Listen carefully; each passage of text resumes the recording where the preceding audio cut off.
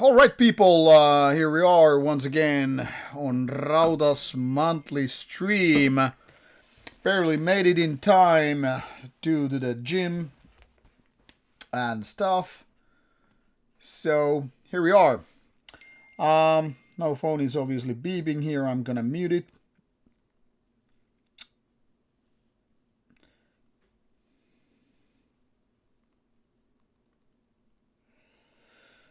Just last messages and everything, all that. Let's see here.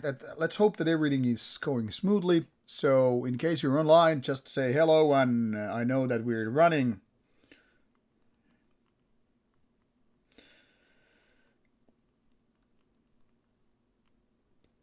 And there we go. Phone is put on the side. So welcome to the monthly stream. First of all, apologies for the last weekend. I was supposed to do this last Saturday. Then there was a change of plans and suddenly I found myself in a very different city. And what a good night. Don't ask me more. But it turned out that I had to bail out and leave you hanging even though I had promised. Now the good thing is, luckily I made it last weekend because much like I had figured I would do the trip this weekend, well, that wouldn't have been possible. So I just switched places for a couple of events. But I know it's annoying when something is being promised, like I'm gonna do the stream tonight, and then the guy just vanishes out in the thin air. I mean, it's stupid. It's not nice. Not nice. I'll give you that. But here we are, and I hope this is gonna make you up for that. Once again, beer is provided by Malla Sepat, one of my favorite breweries in Finland. This is Cloud Strider Napa Super Delic. And what it is a 6.5 strong New England Pale Ale. Or New England India Pale Ale to be correct. And I have a fresh glass here. I'm pouring down this pale stuff in my glass. It's not super chilled. It's taken outside. And if these things are correct, it's something like 7 degrees. So it could be colder, but hey, I don't really care. What I care is about that you people are online.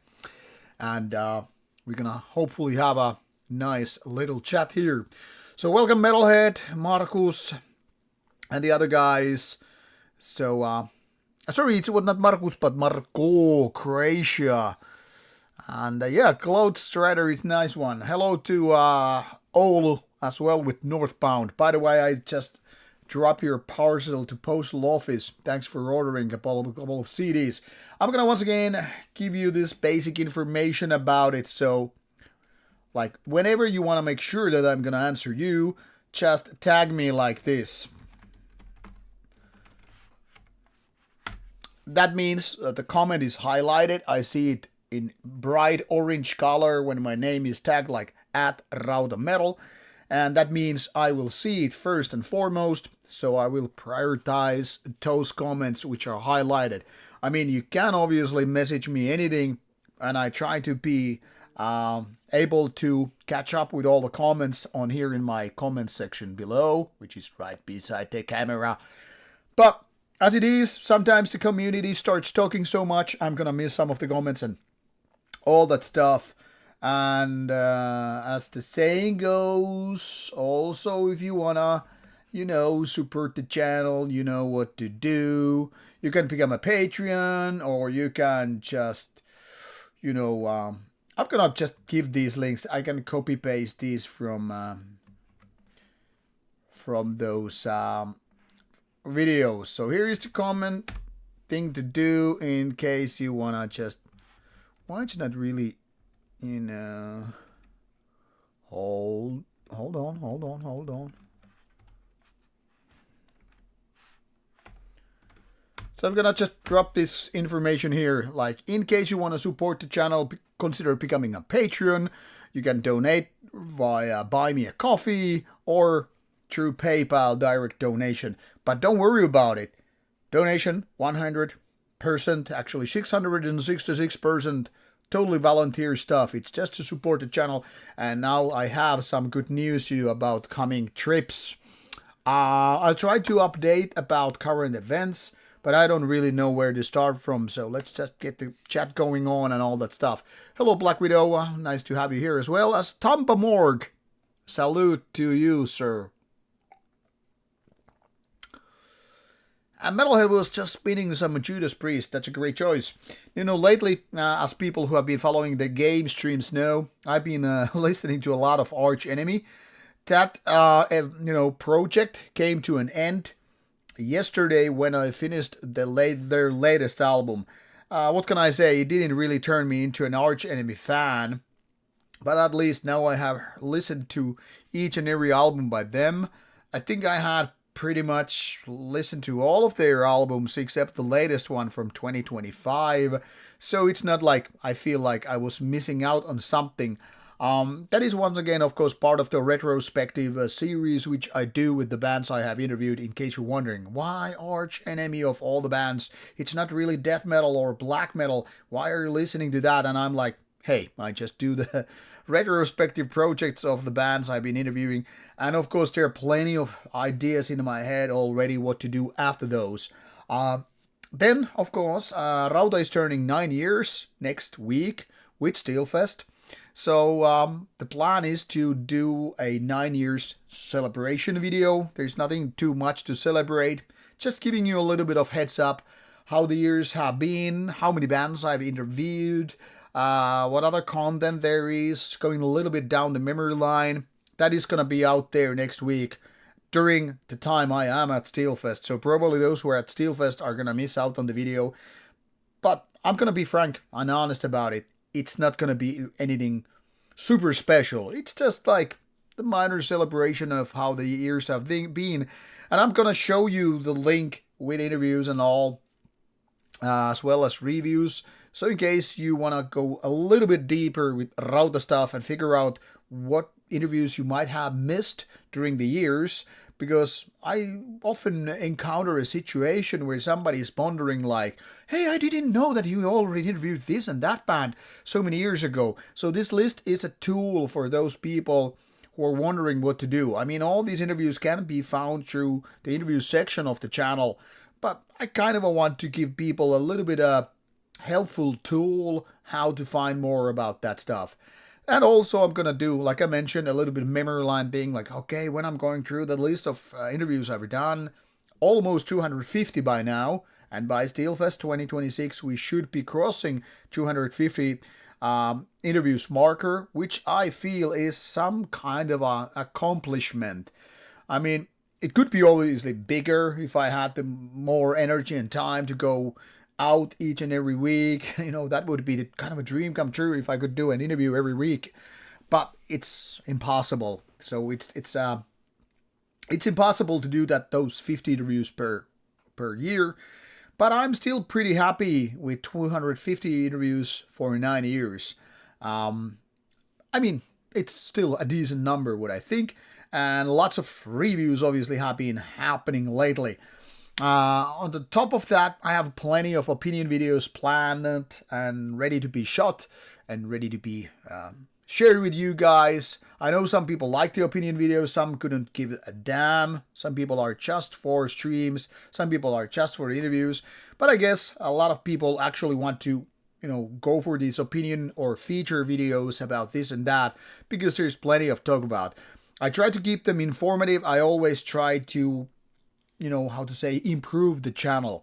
But I'm an old person, I'm a little bit retarded probably as well, so it's not really that easy to reinvent the wheel and be creative and put out there on the content, especially when this is a hobby, not a day job thing. I'm not making up excuses, I'm just merely saying that I wish it would be possible to make even better content, make even more content so it makes sense, but here we are, stuck with the reviews and slave to the festivals when it comes to interviews.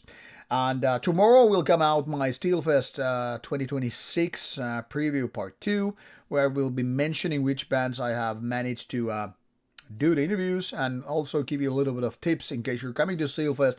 which bands you should not miss or what to expect from the lesser known bands. There's plenty of listening for me to do again, even though I went through pretty much all the bands which I didn't know. But now it's the final preparation phase for the band interviews, which means I'm going to be listening to a lot more of those bands I'm going to interview. So we have 6 interviews locked down, and I think I'm pretty happy with the possibilities this time again. So by the time I am at Steelfest, there's still a few interviews rolling out from Inferno Festival. So the first Steelfest interviews should be coming out, let me see, after mid-June. So we have still something like, let me see, Covenant, Rosa, Samael, Firespawn, and Nedover coming from Oslo Inferno Festival. So there's plenty of interviews to watch. And by the time we hit mid-June, the interviews from Steelfest should be rolling out, and with that content we're pretty much gonna go all the way through to August, at least straight through June and July, and hopefully there will be individual gigs where I can actually do some more interviews. So let's just hope things are going as planned. So I try to keep you served with these interviews throughout the weeks, and by the time July is here, we're obviously going to Bergen in Norway once again for Beyond the Gates, and there is 4 days of Festival Madness, which means straight after Steelfest I need to start planning which bands I'm gonna interview at Beyond the Gates. I have already some great ideas. Let's see how I'm able to execute them. And other things worth mentioning after Steelfest is there will be, like I mentioned, plenty of opinion videos and lots of reviews coming out. And also some good news which I mentioned is that there are some invitations where I've been invited to a couple of events in Scotland. One is year 2027, so too early to talk about that because the lineup is by no means public. But there is one event in October in Glasgow, Scotland, where I am going. I just got confirmation from my camera guy a couple of days ago.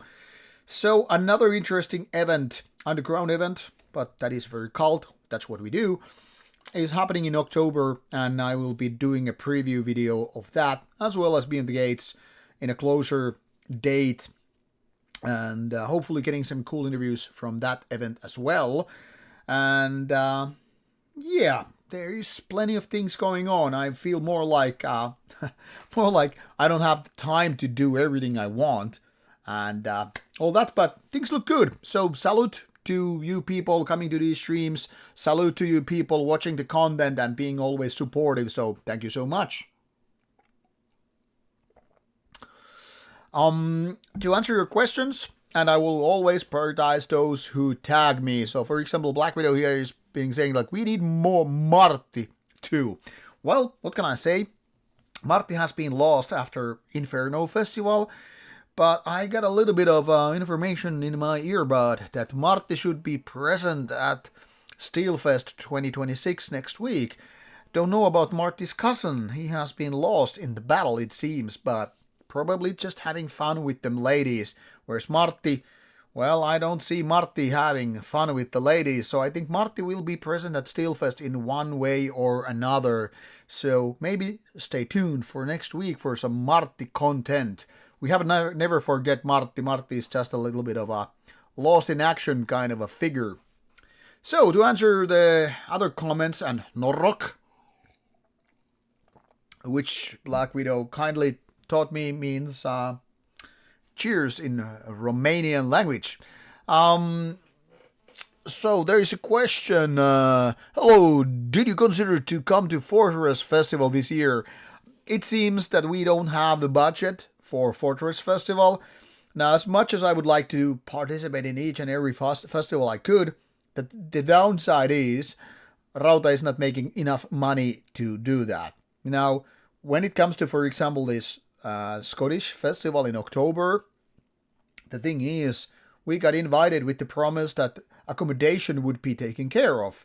So the only thing we really need to invest money is the flights, which is like half the cost only compared to the festivals where I have to, get the flights as well as accommodation. So if festivals want me to be there, the easiest way to bribe me, but that is invite me there, is provide me some kind of a room with a shower, and then I will be most likely coming. I'm not asking money, obviously, for my trips, but every help that, helps me to save money means it's more likely that I can come. For example, last November when I was in Greece, in Athens, I was provided, accommodation, so I only had to take care of flights. So it was very easy for me to quite spontaneously go to the place. Same thing with this trip to Glasgow this year. I mean, since we don't have to take care of the accommodation, there's very few costs for us. But when it comes to things like Beyond the Gates, the accommodation costs quite a bit of money. And then we have those flights, which also cost money. So, there's this thing. These trips don't, fund themselves. Like, for example, if I would do, say, 8 interviews during 4 days at Beyond the Gates, I would never make the money back. So the thing here is we kind of feed this Rauta machine with the backlog, that is the advertising money. Whatever happened in the previous years are funding the trips. And of course there are these kind of people who donate some money every now and then, and Patreon supporters, which also fuel the engine, so to speak. So like I said, I don't want to ask anybody any money, but every help counts. Because the more we have budget, the more we can travel. The more we can travel, the more we can interview. You get the idea. That's pretty much of it. So Fortress Festival is out of the question this year for monetary reasons.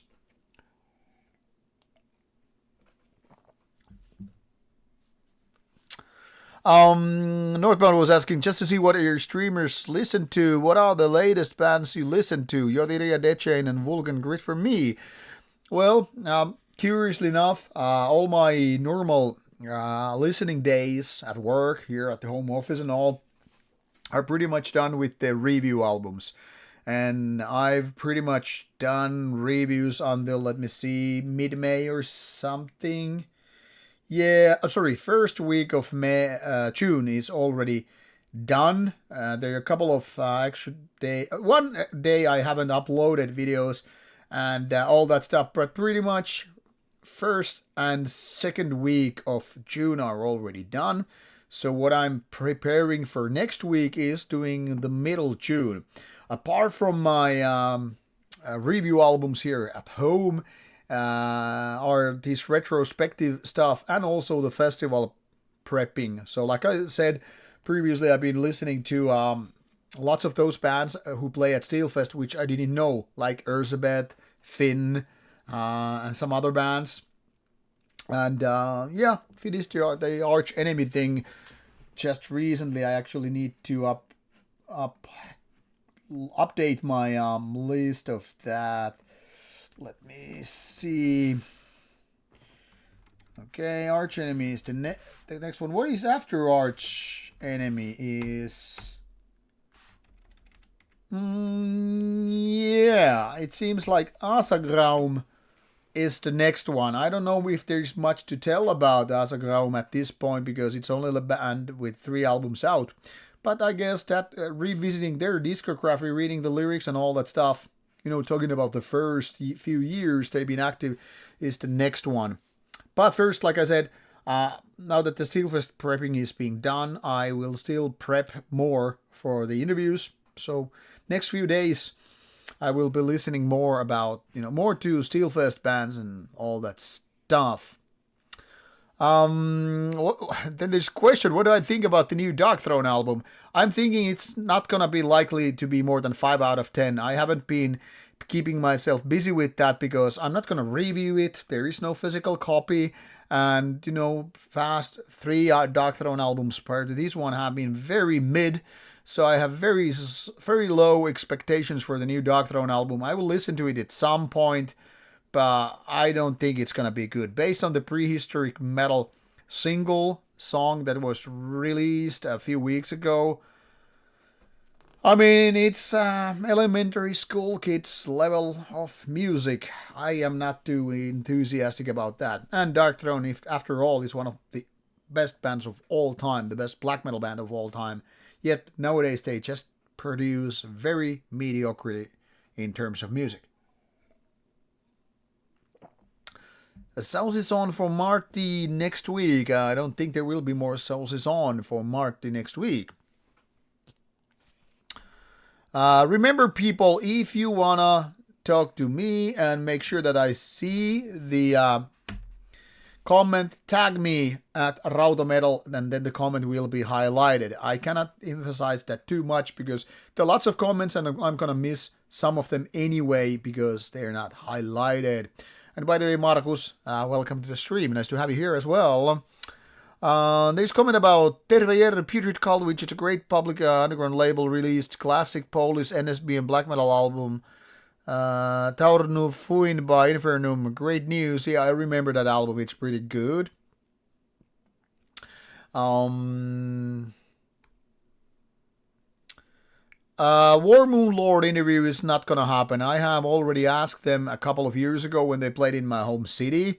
And the guys, while I know them, and they're nice guys and all, they politely declined the possibility of doing video interview.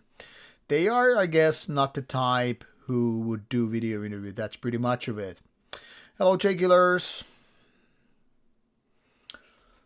Oh, somebody was asking what is the shirt. I'm proud to wear my own band's shirt here. The thing is, we got this from Northern Heritage. And these new shirts, both black and white, both were just hanging on my recliner for a couple of weeks. And then I decided I should probably wear them before them putting into my, wardrobe.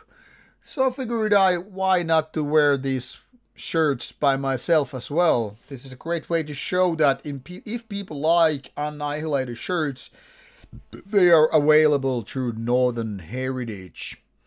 There is no giveaway in this live. I try to keep those giveaways when something like special happens, which means like something new milestone, like a new 1,000 is reached. Now we have 25,000 subscribers for Rauta and a few hundred more. And we have 9,000 for Rauta's Facebook. Now, when Rauta's Facebook gets 10,000, I will do a giveaway. I will also do a giveaway when Rauta's channel gets 26,000. Or when an Instagram reaches a new milestone, like recently there was like 6,000 subscribers or followers on Instagram. When it reaches 7,000, there will be a giveaway. So I want to reward people when they make this channel grow. And always those milestones are a good reason to do giveaways. Besides, I've been doing so many giveaways with the festival bands and all, like I'm losing money on the shipping, so give me a little bit of slack. Which is, by the way, good that you reminded I need to ask the bands if they want to do giveaways as well, the same way as Inferno. Metalhead, I don't think I'm gonna meet J-Dog anytime soon, but if I would ask him for an interview. Okay, now people are learning to tag Rauta Metal like they're supposed to, so Maleficarum was saying like, I'll get one for Marty. Yes, get a beer for yourself. J-Killers was like, how long is the stream gonna be? I don't know. It depends how much you people want me to be here. Maximum of 3 beers unless someone bribes me to drink more. But I'm guessing a couple of hours. We'll see. If people are gonna vanish in midstream, then I'm gonna just shut down the stream and go play a little bit GTA 5, which I finished, as you probably know, last night. I'm gonna do a little bit of side missions, and then it's time for a new game, which I already installed. So now Game Stream project is about to start next week. What about Warlock interview? Well, Warlock is one of those bands that don't want to do video interviews, so it's unfortunately out of the question. Naglfar was saying like, hope you plus Farmer are doing great. We are, thank you. Just recovered from that flu that lasted for 2 weeks. And now I've been back to the gym for this week 4 times, and I feel like strong and, body is aching. But yeah, doing fine.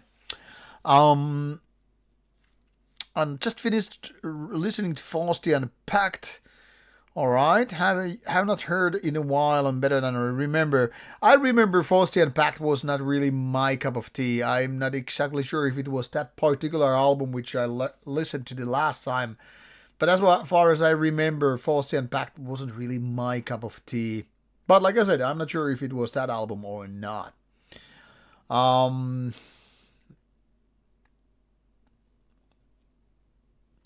Yeah, Metalhead, if interviewing J-Dog was possible face to face, I mean, why not?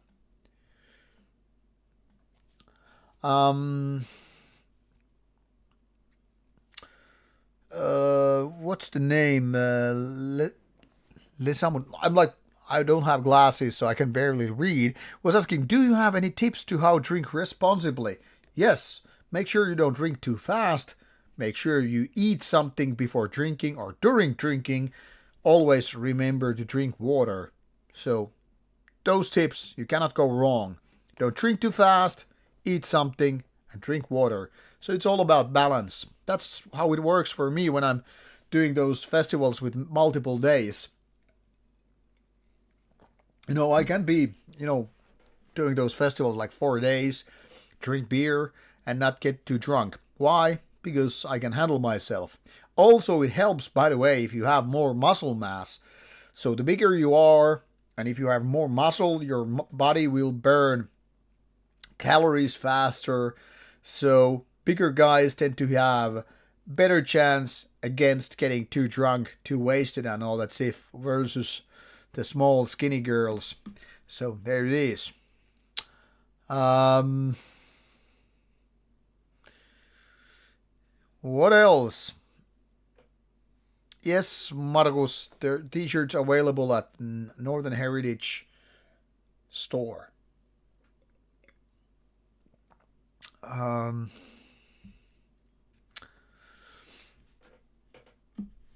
Naglfar, thank you for your words. I try to do content that seems reasonable or at least worth your time. And I am not going to change my style. I know some people can't stand what I do, and it's fine. And those who can enjoy what I do, of course, it's great news then.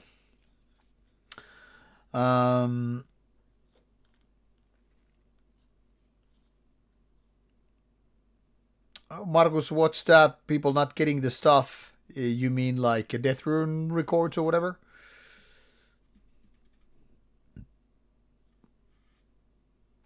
Lakaria is mentioning here the same thing with Diaboli.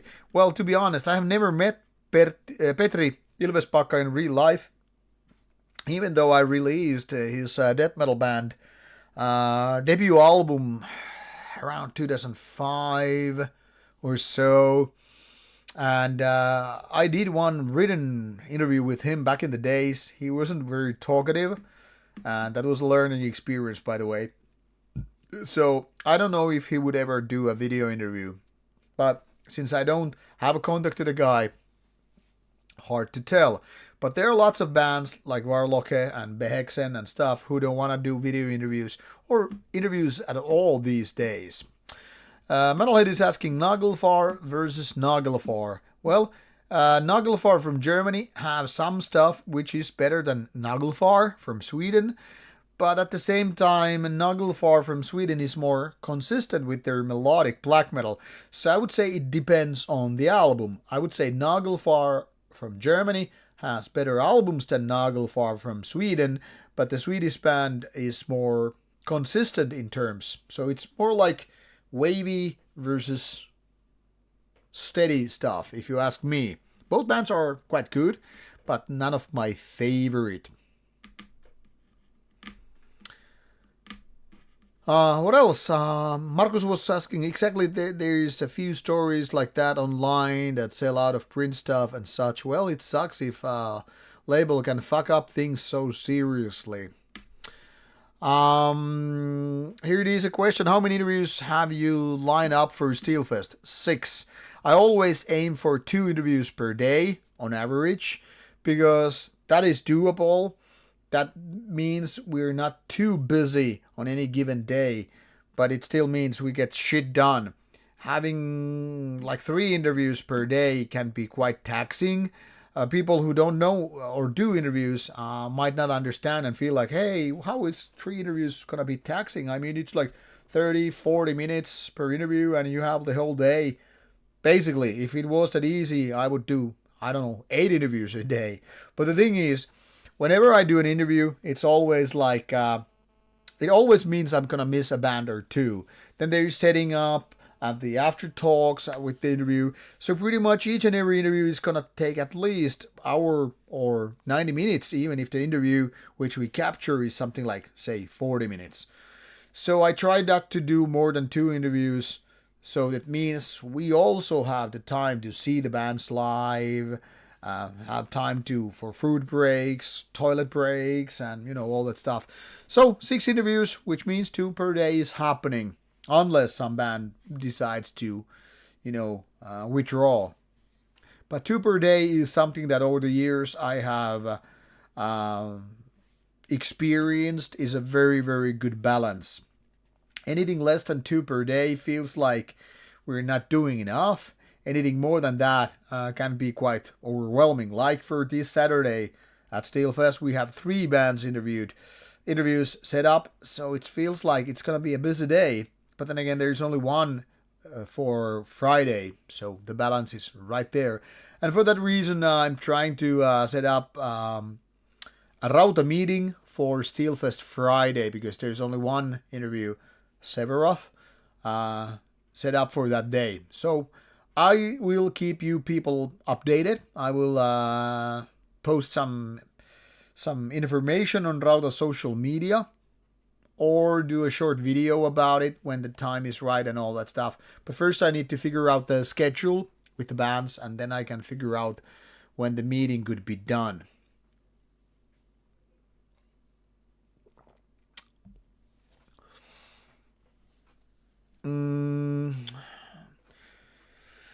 Vision was asking, what are your favorite death metal albums?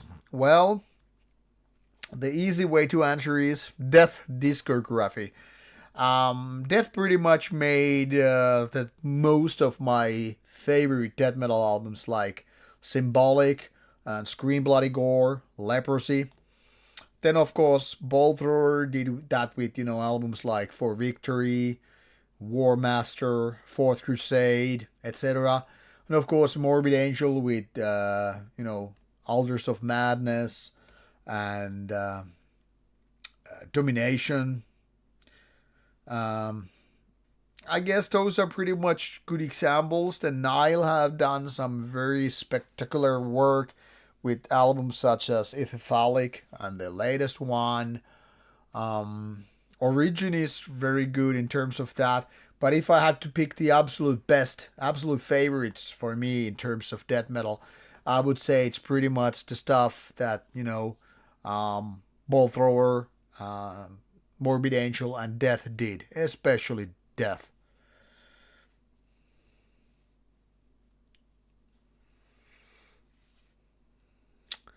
Yeah, Naglfar Vitra is one of their best albums for sure. I remember that the first Naglfar album was like, that's quite okay, but Vitra was the second album, if I remember correctly, was somehow better. Do I have any funny little story from concerts? There are probably some, but it's hard to think about it like that when you ask spontaneously. Well, okay, I'll give you one story, one of the goofy stories from a Steelfest a few years ago. So Toke was performing there, And we had already, met with Hust before that. The second time was maybe the one that kind of made us more friends, if you will.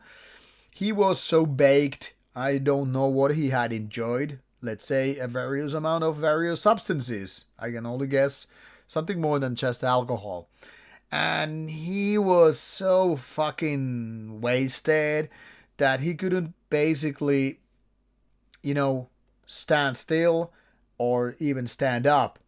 Like, he was trying to hug me and tell me something about, like, oh, you need to come to Bergen. And he would just, fall down. And I tried to prevent him from hurting himself because I was afraid that he might hurt his head against, I don't know, a wall or a table corner or whatever.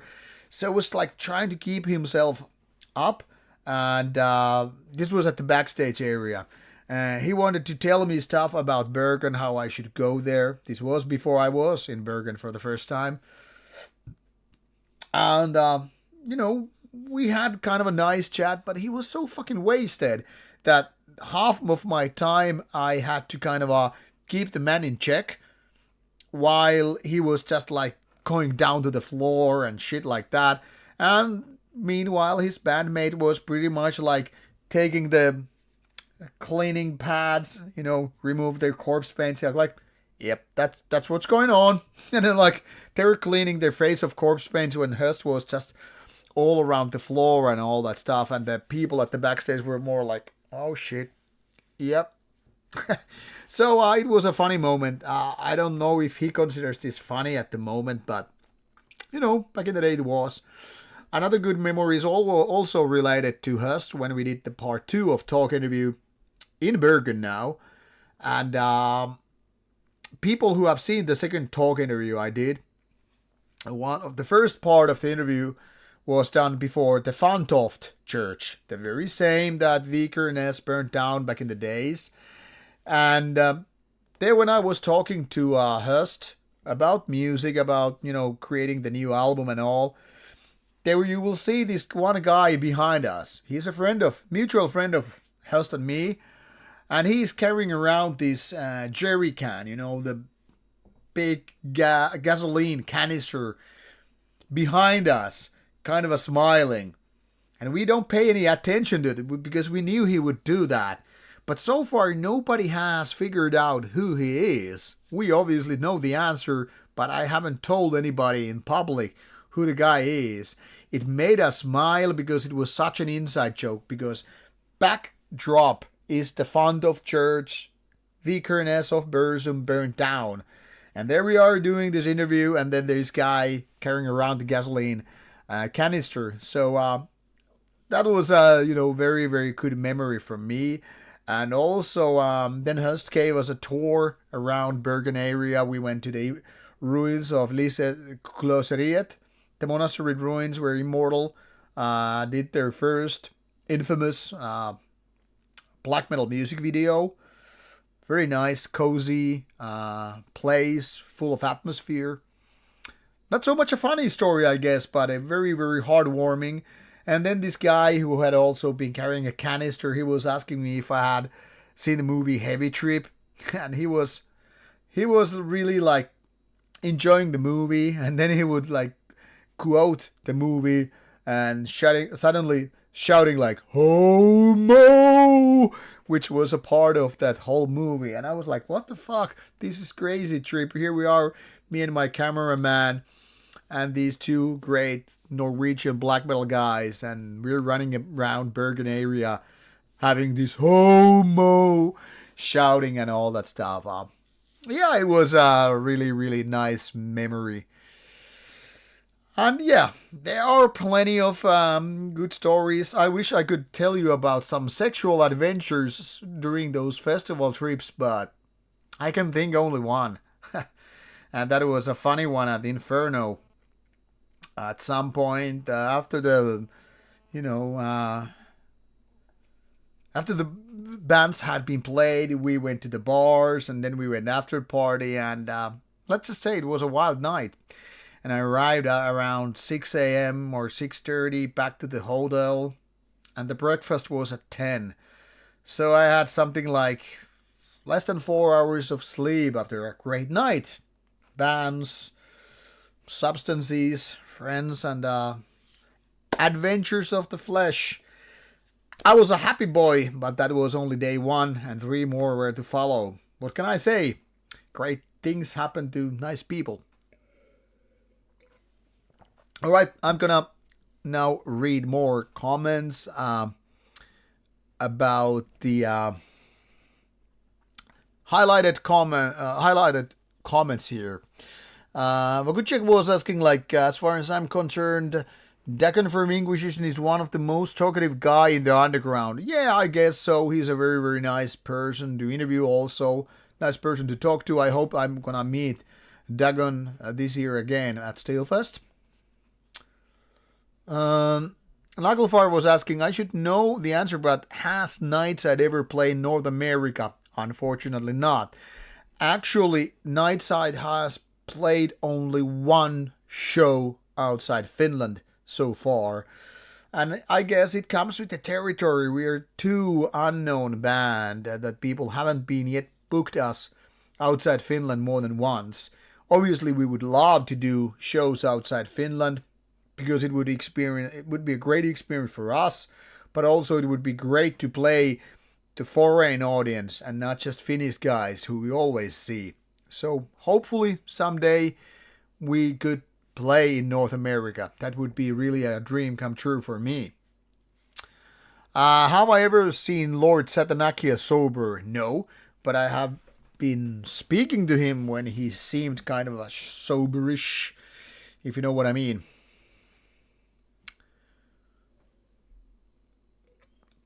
Alright, then back to the non-highlighted comments.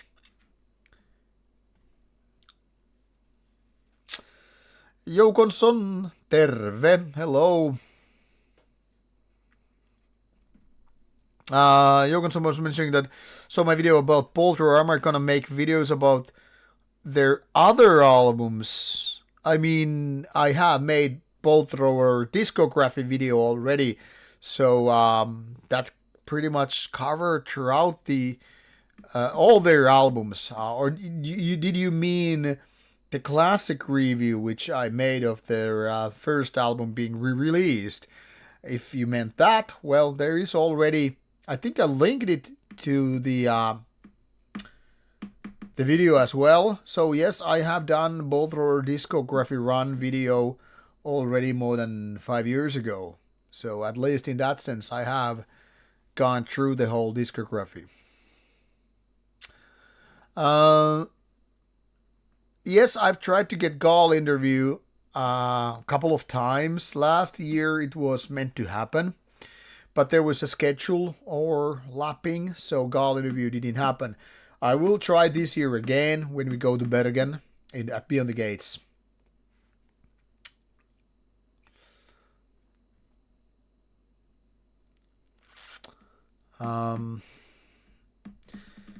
Yeah, thank you, Marcos. I really liked the second talk interview because that was done at 3 different locations, which is a rare thing to happen. Usually interviews are kind of stuck in one location only, and usually it means some kind of a backstage area.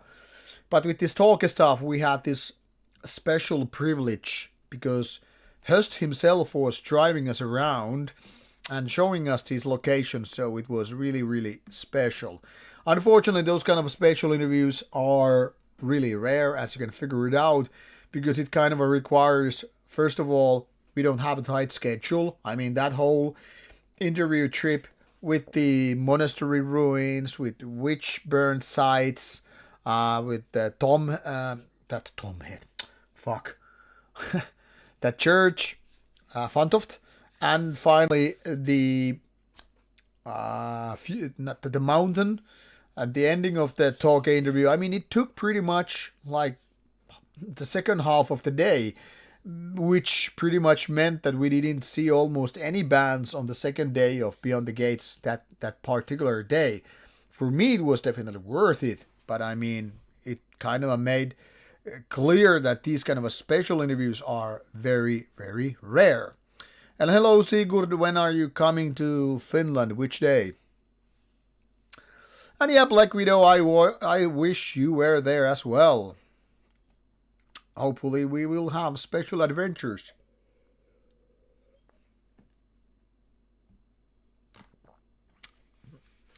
Oh, Johansson was also in Bergen. Very good, very good.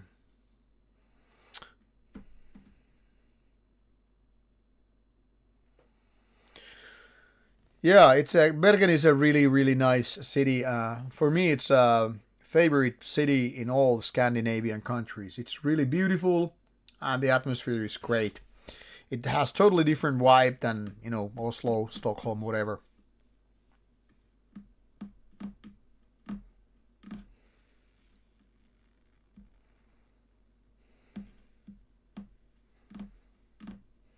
All right, Sigurd, sounds good that you're leaving tomorrow.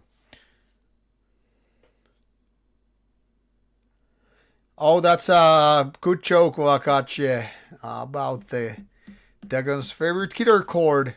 Should definitely tell him that joke when I meet him. Hopefully, meeting him.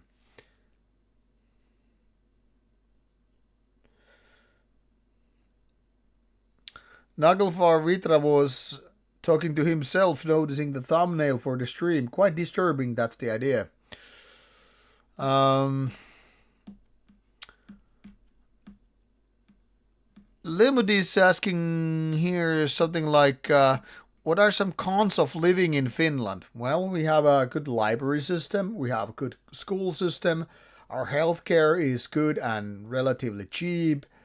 We have 4 seasons, which means we have proper winter, proper summer, proper fall, proper spring. Um, we have lots of saunas. We have great nature. We have most metal bands per capita, most saunas per capita. We love drinking coffee. We are most coffee drinking people in per capita, as far as I know. Um, we have relatively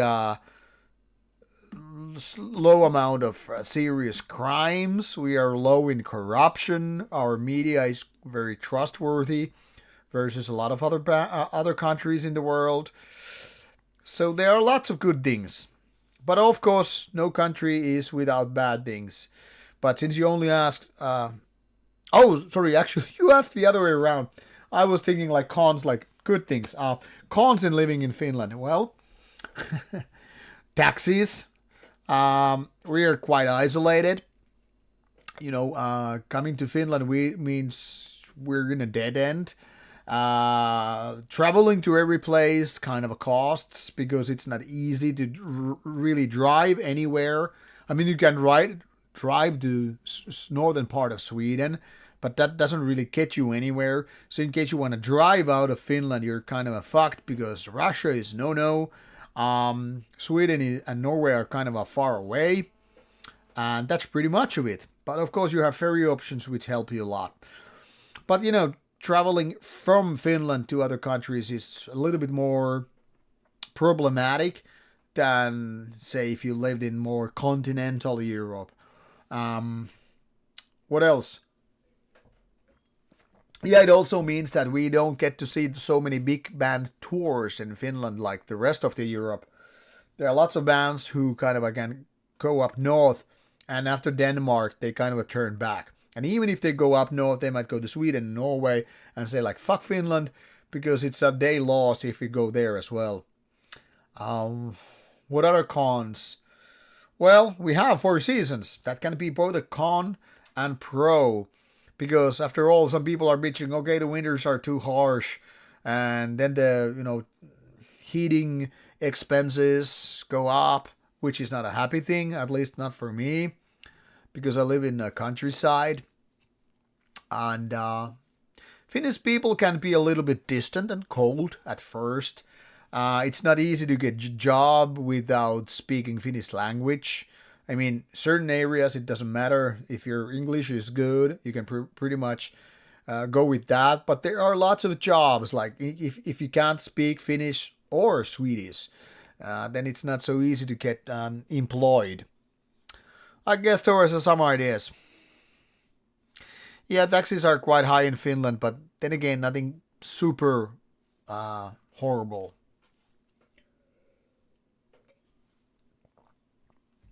Yeah, Sigurd, being a little bit OCD is a good thing in that sense. I totally get it.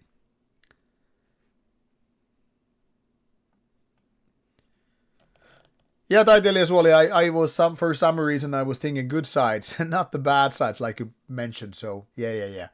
You got me right. I admitted my mistake. No, immigration is not really, in my opinion, a big problem here. We have way worse problems than immigration. I mean, we're not Sweden or Germany for that matter.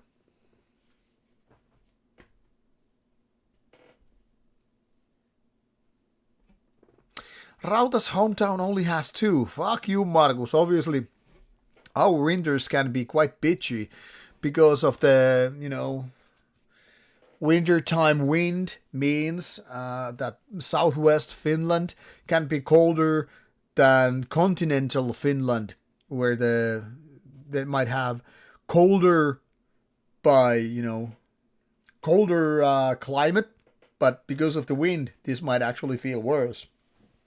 So we do have four fucking seasons,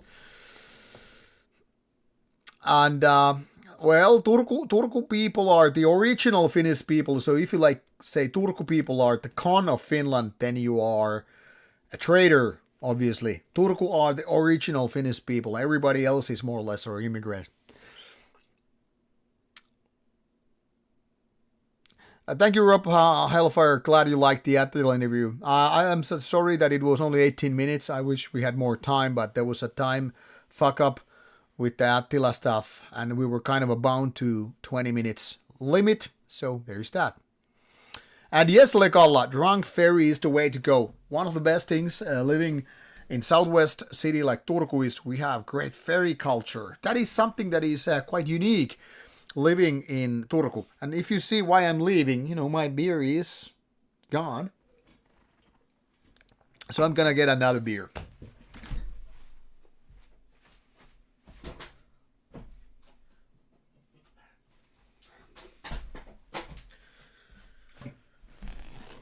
And Sigurd, since you're here, I can actually say I have a couple of beers already stored for you, and I will pack more beers for you. I'm aiming for 6 different kind of beers for you.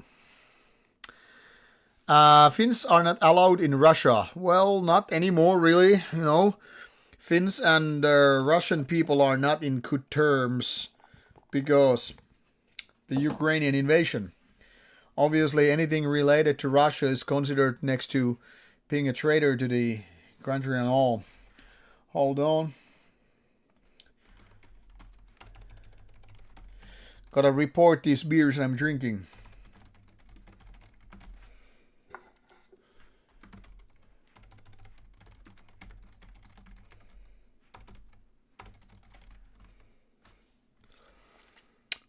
What do we have?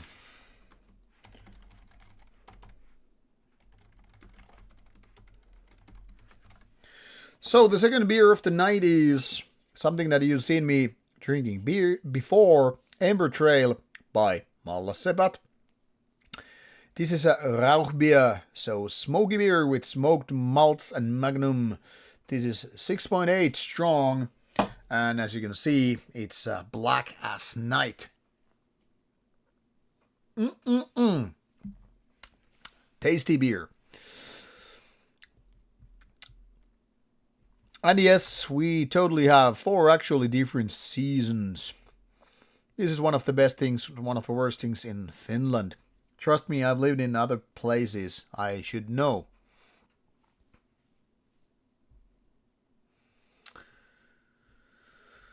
Well, yeah, Jokonson, I know about Neseblad, been there a couple of times, and yeah, it's exactly that. Too much albums are stacked by one another, so the browsing process is not that easy.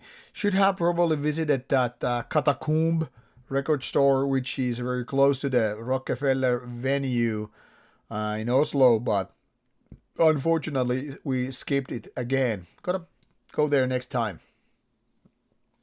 And yeah, northbound, that's a good point. Beer or alcohol in general is quite expensive in Finland. And taiteilija Suoli, definitely, winter is very inspiring for black metal. I agree.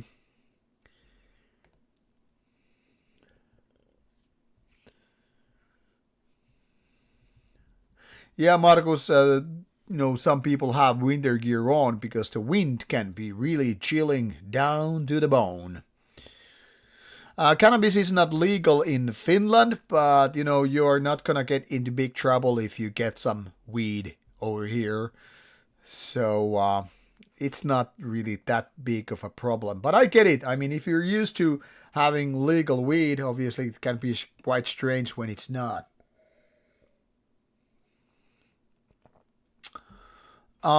Yeah, Sigurd, Barloos is pretty solid place for Helsinki. We have also played there with Gorgondorus, so it's okay, especially if you have gigs there.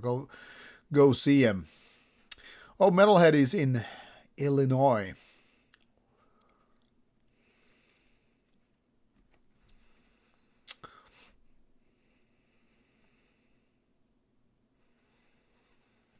Yeah, Sigurd, we have to figure out on WhatsApp how to get you those delicious beers. If you cannot, if I can't get you them to your hotel, at least you can enjoy them outside at park before you go in. Yes, Jokonson, still working with Mallasebat beers. They're very kind, and my friend is working at Mallasebat, so it helps. Uh, and I love Mallasebat beer, especially the sour ones. Cream face interview. Well, it depends if Mikko Aspa wants to do interview once upon a time. That would mean we would focus on clandestine blaze first and foremost. But if we can nail it down, that one down, I don't see why we couldn't do cream face as well.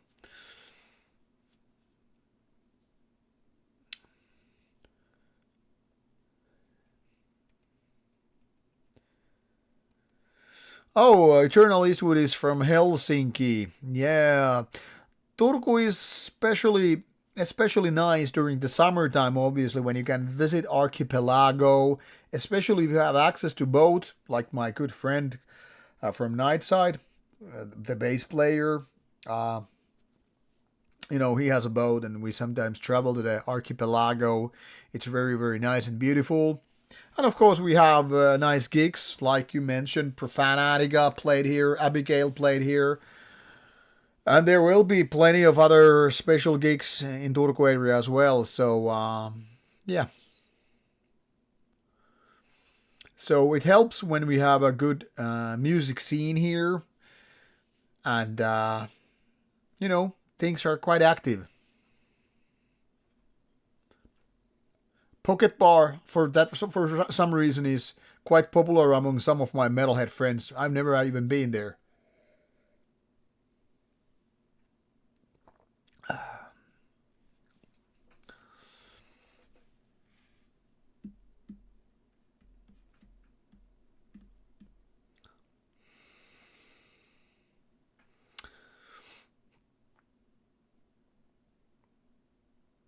Oh, Sigurd, I hope that you will see some shows before Steelfest. And yes, you're only allowed one entry at Steelfest. So yeah, you cannot really go in and then go out and then again get in again. So I hope that I could provide you those beers before you go in. But we'll have to figure it out next week. Will I do a corpse grinder interview? Well, last time Cannibal Corpse played over here, I was hoping to get Corpse Grinder to do the interview, but unfortunately he was not doing it. Instead, we got the drummer guy, who was really nice. But yeah, it would have been nice to have Corpse Grinder on the interview. Let's hope the next time we do Cannibal Corpse that would happen. But they haven't played here for a while now, as far as I know. Do I have plans to play Crimson Desert? Well, maybe some point. But my friend from Norway was actually suggesting me to play it yesterday, and I know some friends have been playing it. But the thing here is, I recently did this inventory of my physical games, and I'm talking only about physical games here. And the thing is, when I listed my physical games, I realized I have almost like um, almost 100 physical games on consoles only. So I'm thinking like I want to play a lot of those physical games before buying more new ones. I know there are lots of games which are not going to be great. Probably after a couple of hours, I'm like, next, next. A lot of these physical games are quite old, like Xbox 360 or PS3. There are quite a bit of PS4 games and all that stuff. But what I'm saying here is I want to try out these physical games before I move on and buy more games. I recently bought some secondhand games from a local secondhand bookstore slash record store. I was taking in some of my albums, trading them in, and then getting some games and comic books for me in exchange. So I have way too many games to play. So I'm not really keeping myself busy with the idea of buying Crimson Desert. After all, I still haven't played Starfield or Baldur's Gate 3 or Witcher 3, which I even though have. So there's plenty of games I need to figure out before I move on to getting games like Crimson Desert.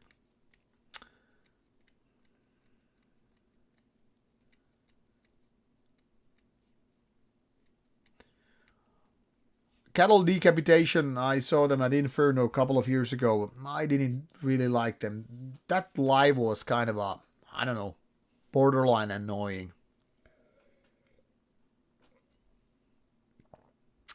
What is my favorite website for CDs, vinyl, etc.? Asked by Metalhead. Depends whether we're talking about as database or buying them. Two different questions. Wakachi was asking, Funeral is going to play in Romania. Some festival. Surprised. It's good. I'm also gonna see them live, it seems. Yeah, Tuska is gonna be boring this year as well. I don't have love for Megadeth, so I don't feel I'm missing out, and I've seen Blood Incantation. I will see them again this year, it seems, so I don't really feel I'm missing out when I'm not going to Tuska. And yeah, it's expensive. Hello, Tia. Welcome to the stream. Which used record store was it? I'm thinking of visiting Turku this summer. Well, magic one. I'm gonna link. It's Alpha Antiqua. So I'm gonna give you the address. What I mean, it's this one. There are some other ones to like. Hold on. This is something that I haven't visited, but some people say it's okay. But especially this Alpha, like we call it, definitely worth visiting. They always have some good stuff. I have bought some really good albums from there and traded in. Like these are recently I got some Manowar vinyl, some Celtic Frost vinyl, some Behexen one, which I think I had on CD, but I wanted to kind of upgrade because I was anyway getting them for free, trading. There are probably others as well, but I guess you should start with those. Metalhead, I rarely buy albums these days. I'm getting so many albums via reviewing that my shopping list is short. So I guess I go searching when I actually want to buy something that I feel it's my time to buy them. Like recently, this was like 2 years ago, I guess. I was actually ordering some albums from EMP, which is more like a mainstream record store and clothing store. Like I have bought things like Bathory t-shirt from them. So I don't have an absolute favorite when it comes to buying records online. The Finnish record store X is pretty good. They're not the cheapest one, but they're a very reliable one. And then, of course, you have this cult shop from Finland, which is very good and quick.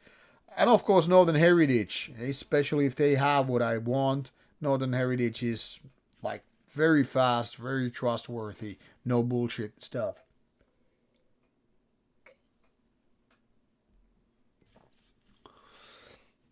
Yeah, Taiteilijaisuoli, it sucks if there are no metal gigs prior to Steelfest. But yeah, I'm sure that Sigurd will have a good time in Finland nonetheless. Um, yeah, this is a curious thing about Cradle of Field with Tarja, considering legal trouble. Um, I don't know really. To me, it sounded surprising that they would do this Tarja kind of collaboration. To me, it sounded kind of a goofy, but I'm not judging. I'm just saying it sounds goofy overall.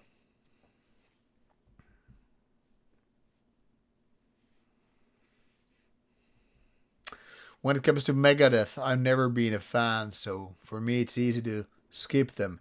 But that being said, if I had the possibility to do Megadeth interview, I would fucking do it.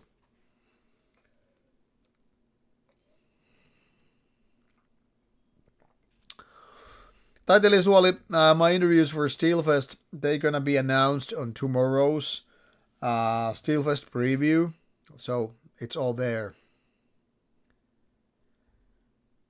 And yeah, revenge interview. I didn't even bother trying to get them because I was told it's like 99.9% sure he doesn't do interviews. So let's put it this way: if I meet James Reed at Steelfest, then I can ask face to face, "You want to do it?" But I don't think it's happening.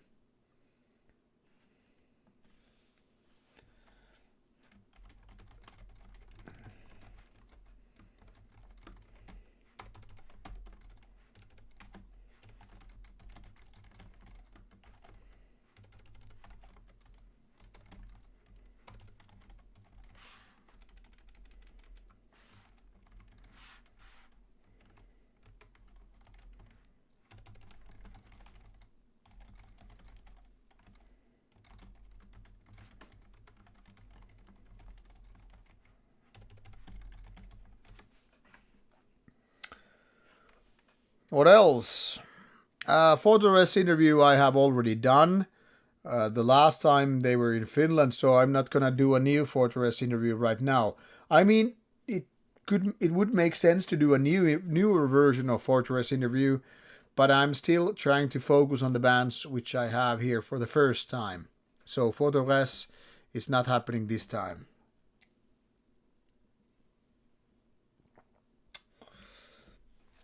And unfortunately, I'm most likely gonna miss their show.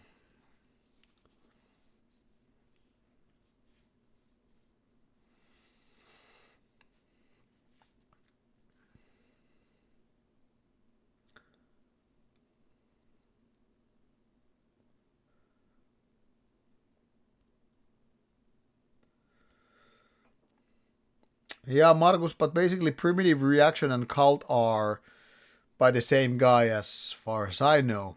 But yeah, Out of the Dungeon, Werewolf, Woodcut, they are all solid ones.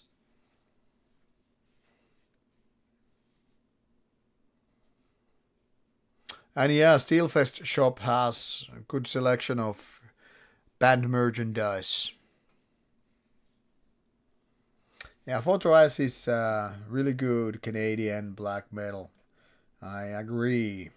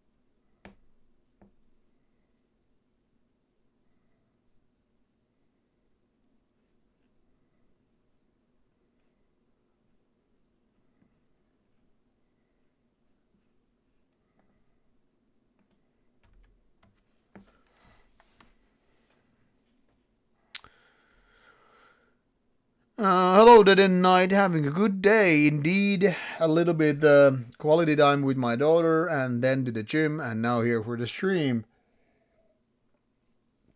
What is my mic setup for interviews? I'll show you.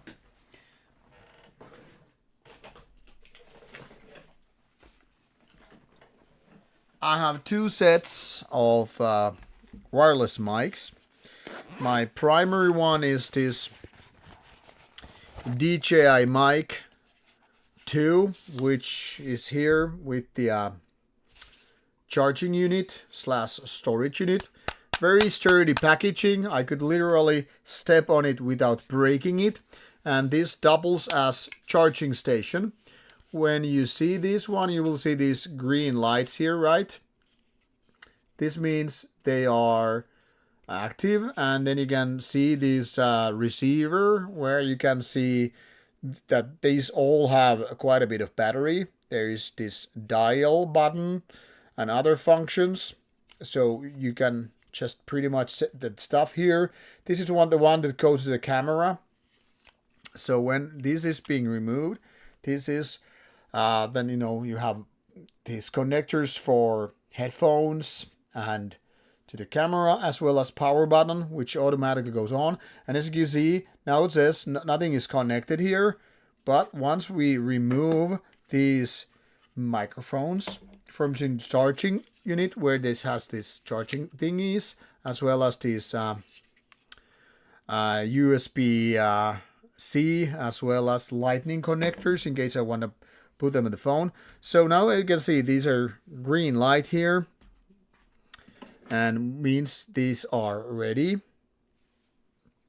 And then you see this kind of a situation. So for example, check. You can see the sound levels here, and there you can see they have all ready batteries. So DJI mic 2 is the one that is my go-to when I have only one person I'm gonna interview. This is the one I use,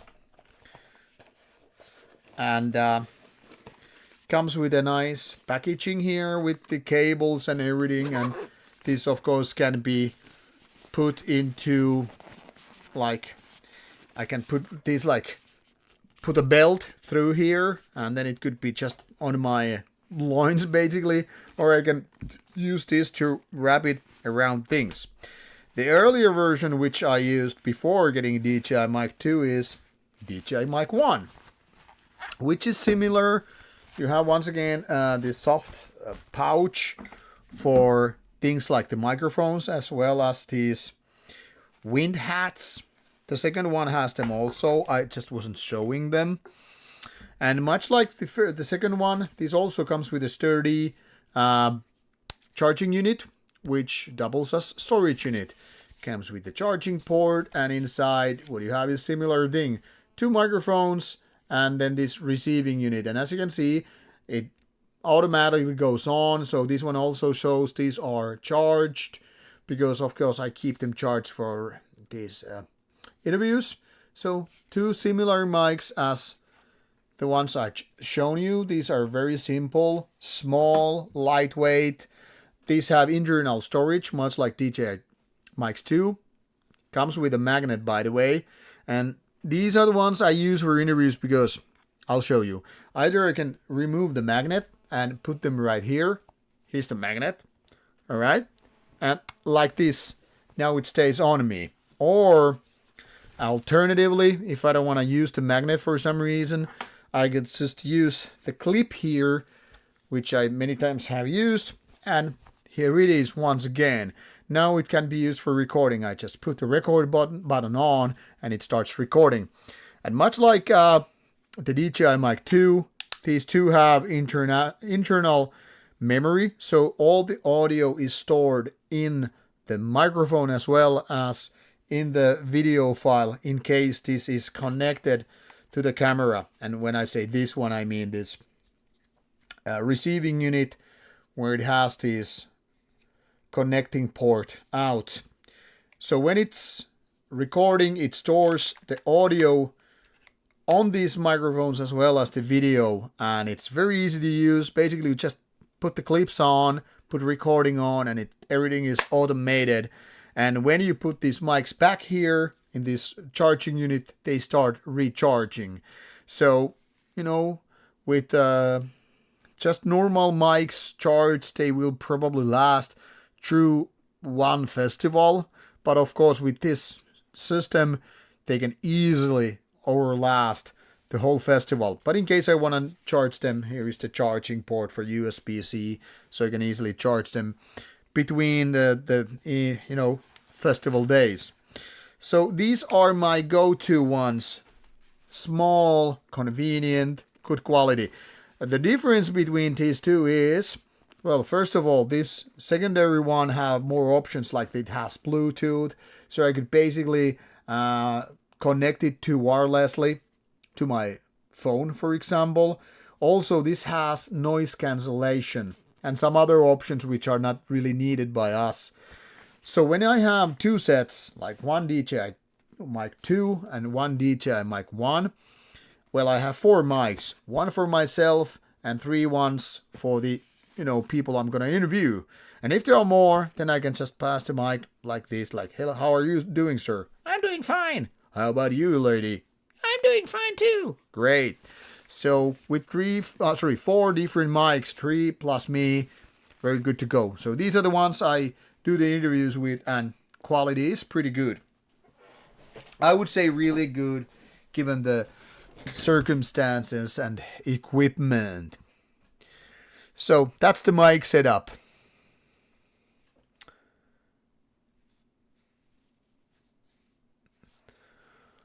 What else? Oh, new Ferguard, nice. Yeah, Valgrinder is interesting and great character. I hope to meet him, Sigurd, and if I get to, I will introduce you to that very guy.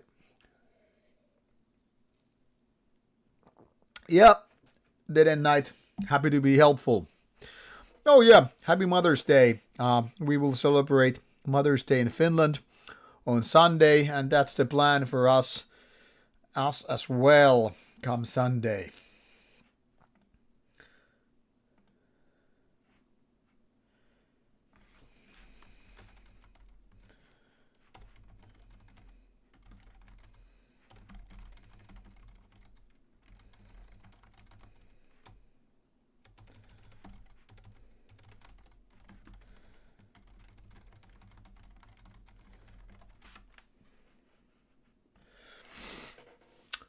So what are the plans, guys? And yes, if I didn't mention earlier, game streams will continue normally.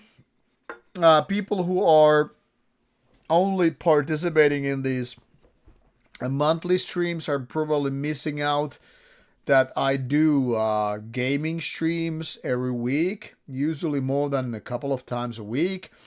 And if gaming is not your cup of tea, you can always just sit in and listen, because we always talk metal while gaming. So while it seems it's just focused on the gaming, trust me, and you can ask these guys who are online today, how are those gaming streams? Because we always pretty much talk metal related topics, and the gaming is more on the side in terms of the topics discussed. So what you see on the screen is like gaming and all that stuff, and that's what I do obviously when it's gaming. But if you have zero interest in gaming, you could still get something out of those gaming streams, because we always talk about music, bands, festivals, shit like that. So consider joining once in a while in case you enjoy Rauta streams in the first place, and give those game streams a shot, even if gaming is, once again, not your cup of tea.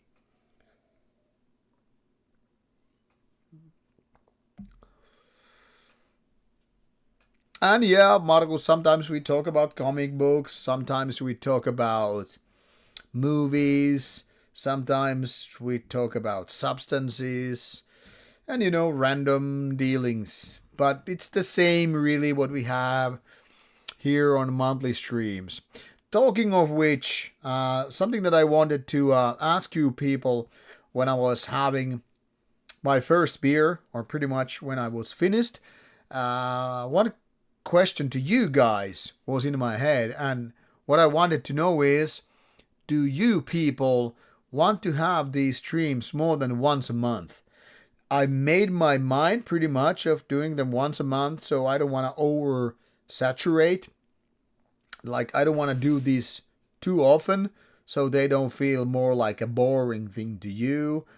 But would you like if these were more common? Say, I don't know, once a week, once or twice a month, something like that, or is once a month the sweet spot? Now, obviously, I cannot guarantee I could even do them every week, but just a theoretical level, how often would you like to see these monthly stream? Is monthly stream all it is enough? Do you want them more often, or do you want them more rarely?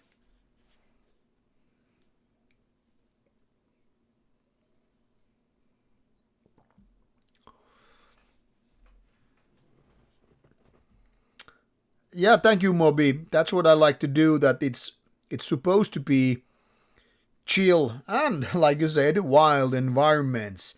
It's just gaming visuals. The talk is not that different from these monthly streams.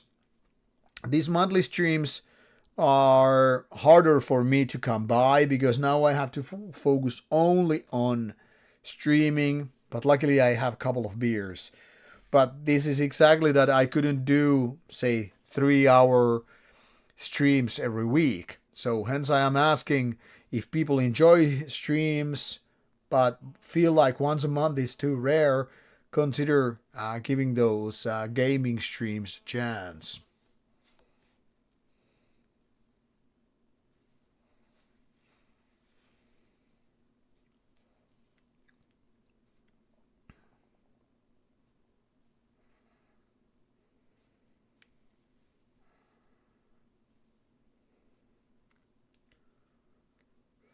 Yeah, Dead at Night, I totally understand. These gaming streams always happen when it's convenient for me, which is pretty much like evening time, usually around 10, 11 p.m. for me. So that's why when that's why or how they're possible on weekdays as well.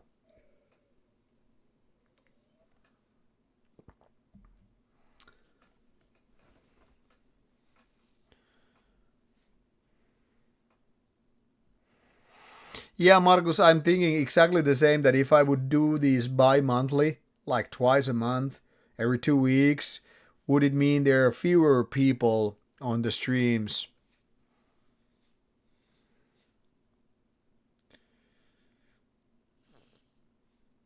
Yeah, Marcus. Yeah, usually the gaming streams are about 1 hour at a time because that's usually what I have the time for.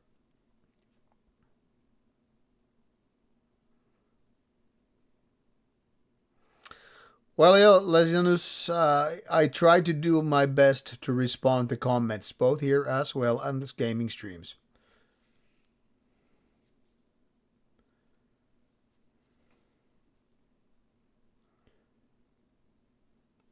Well, I could see if I could, you know, do that bi-monthly when possible. The no, War Moon Lord has declined my previous attempts to interview, so not happening. And Beherit, I'm not focusing on Steelfest because I have other possibilities to interview Beherit. So I'm focusing on non-Finnish bands, with the exception of Satanic Warmaster if they're up for that. But Beherit interview was done already 2020, even though it was not face to face. But I mean, since we have done it once, there is not that much hurry to do it second time. But I was talking to Holocausto last year at Turku Saatanalle, and we were talking about the possibility to do it another time as well.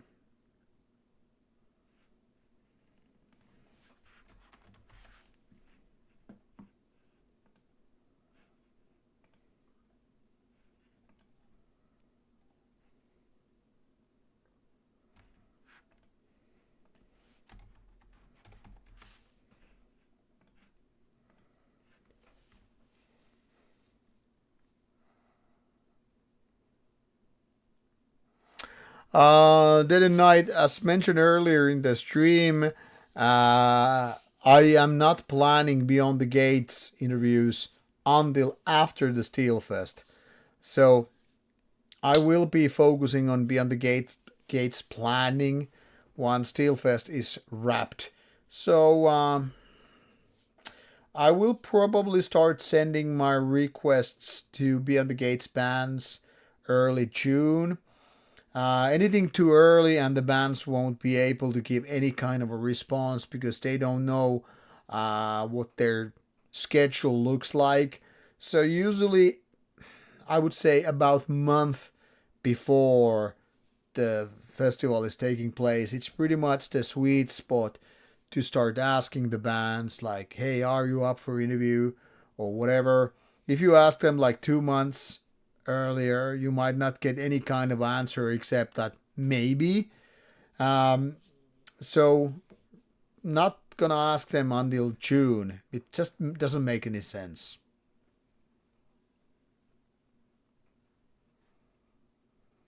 And of course, I want to focus one festival at a time. So my mind is now very much on the ball called Steelfest. I need to focus on the schedule so it's doable at the time.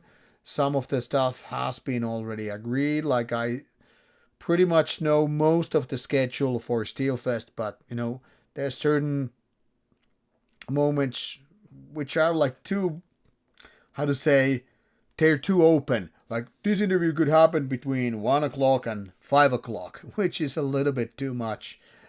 But yeah, once Steelfest is done, then I can focus on Beyond the Gates. But nothing is gonna happen until June, and I probably won't know which interviews are gonna happen in terms of setting them up until like late July. Usually there are lots of bands which are very very late in terms of coming back at me for interviews.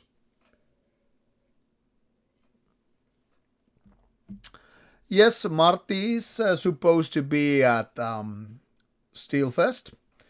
The last time we saw Marty, he was at Inferno Festival 1 month ago.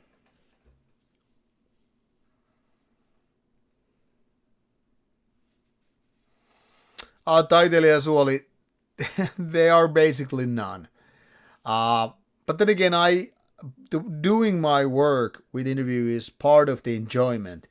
I often say that when I go to places like Steelfest or Beyond the Gates or Inferno, whatever, I would say 1/3 is seeing the bands, 1/3 is doing the interviews, and 1/3 is meeting the friends. So for me, doing those interviews is kind of as important as, seeing the shows. So that is my kind of other main motivation. I just enjoy a lot doing those interviews. So it's not that like it feels just work. I mean, if it did with this kind of a no pay, I wouldn't do it. So there has to be this kind of a thing, like I want to do these interviews as well.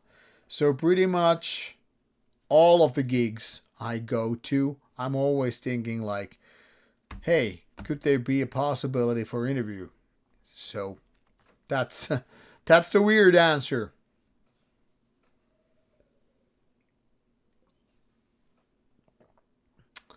Well, talking about Steelfest bands, I will talk about that in my tomorrow's video, which is the second preview to Steelfest.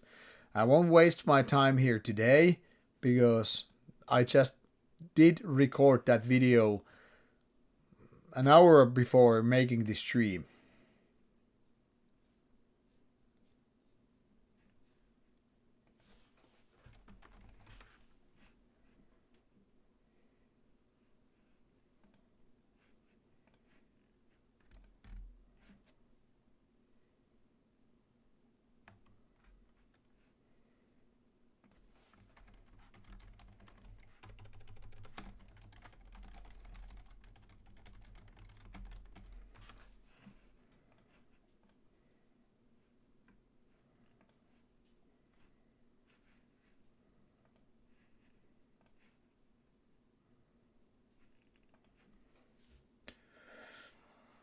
So that is something like 12 minutes or whatever.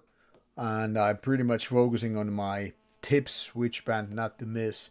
And I will also list the bands I have agreed to do the interviews with. Well, of course, things are subject to change, and sometimes any uh, last minute things can happen. So you never know kind of how it's gonna be, you know.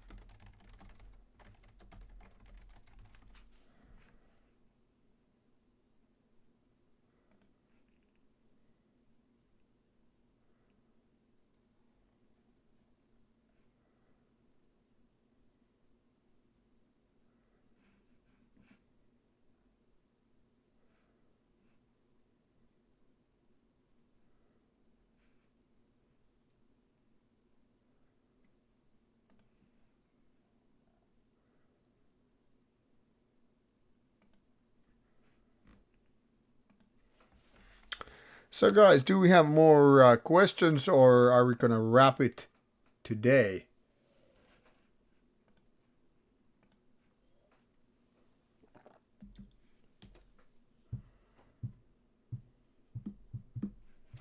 Because as far as I see, I have pretty much replied to all your questions.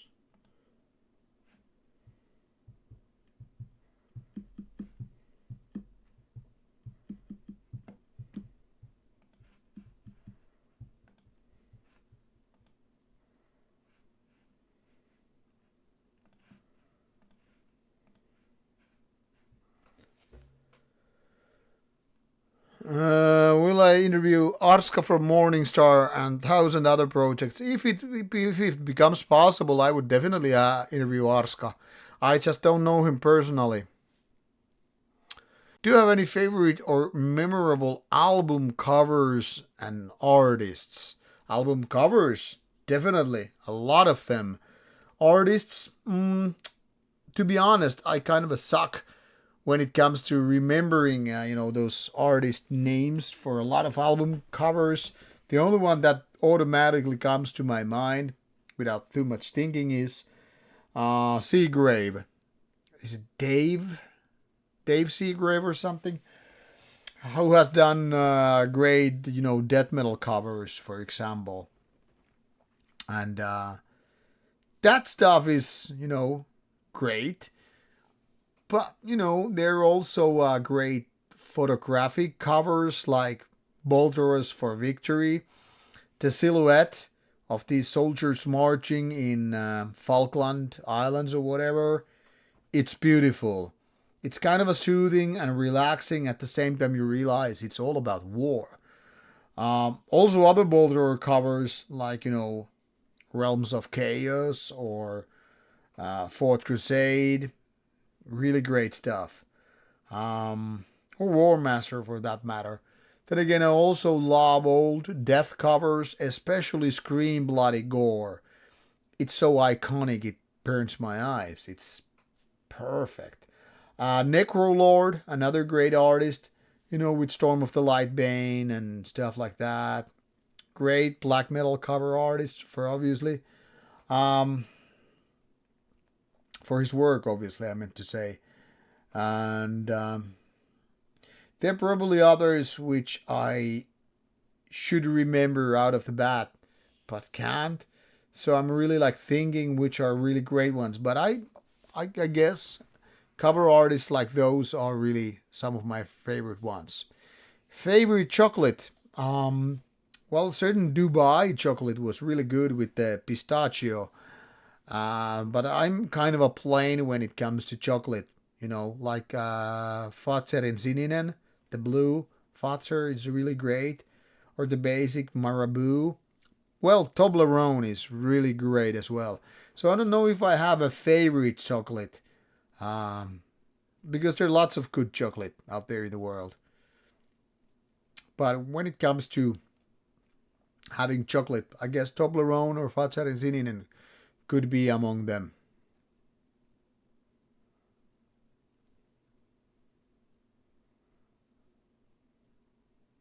Yeah, Taiteilija Soli, feel free to pull me by the sleeve if you see me, uh, you know, at Steelfest. That's pretty much what I said for the video as well.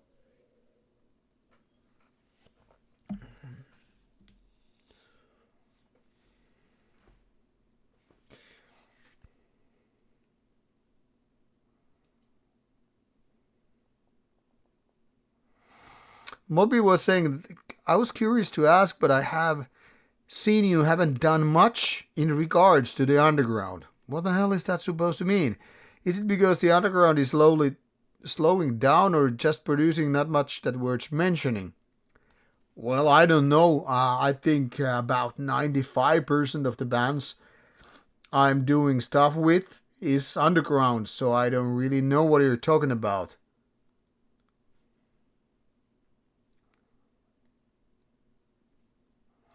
Yeah, listen, you, however your name is pronounced, thank you. Happy to be here.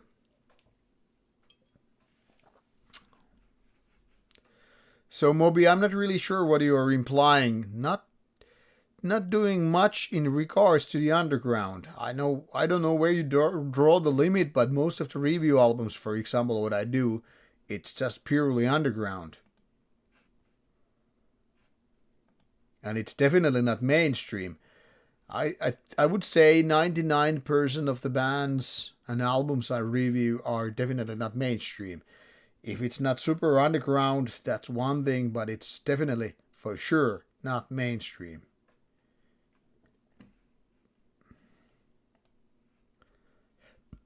Hey, Nevermore, nice to have you here.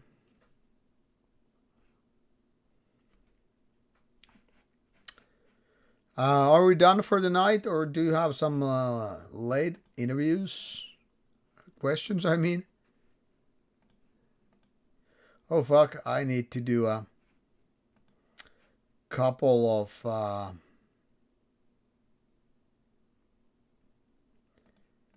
customs office declarations for.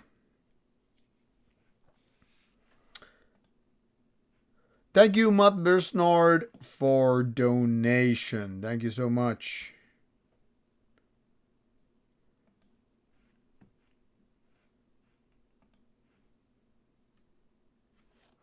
You're not late. You're not exactly early either. We have been here for about 90 minutes now.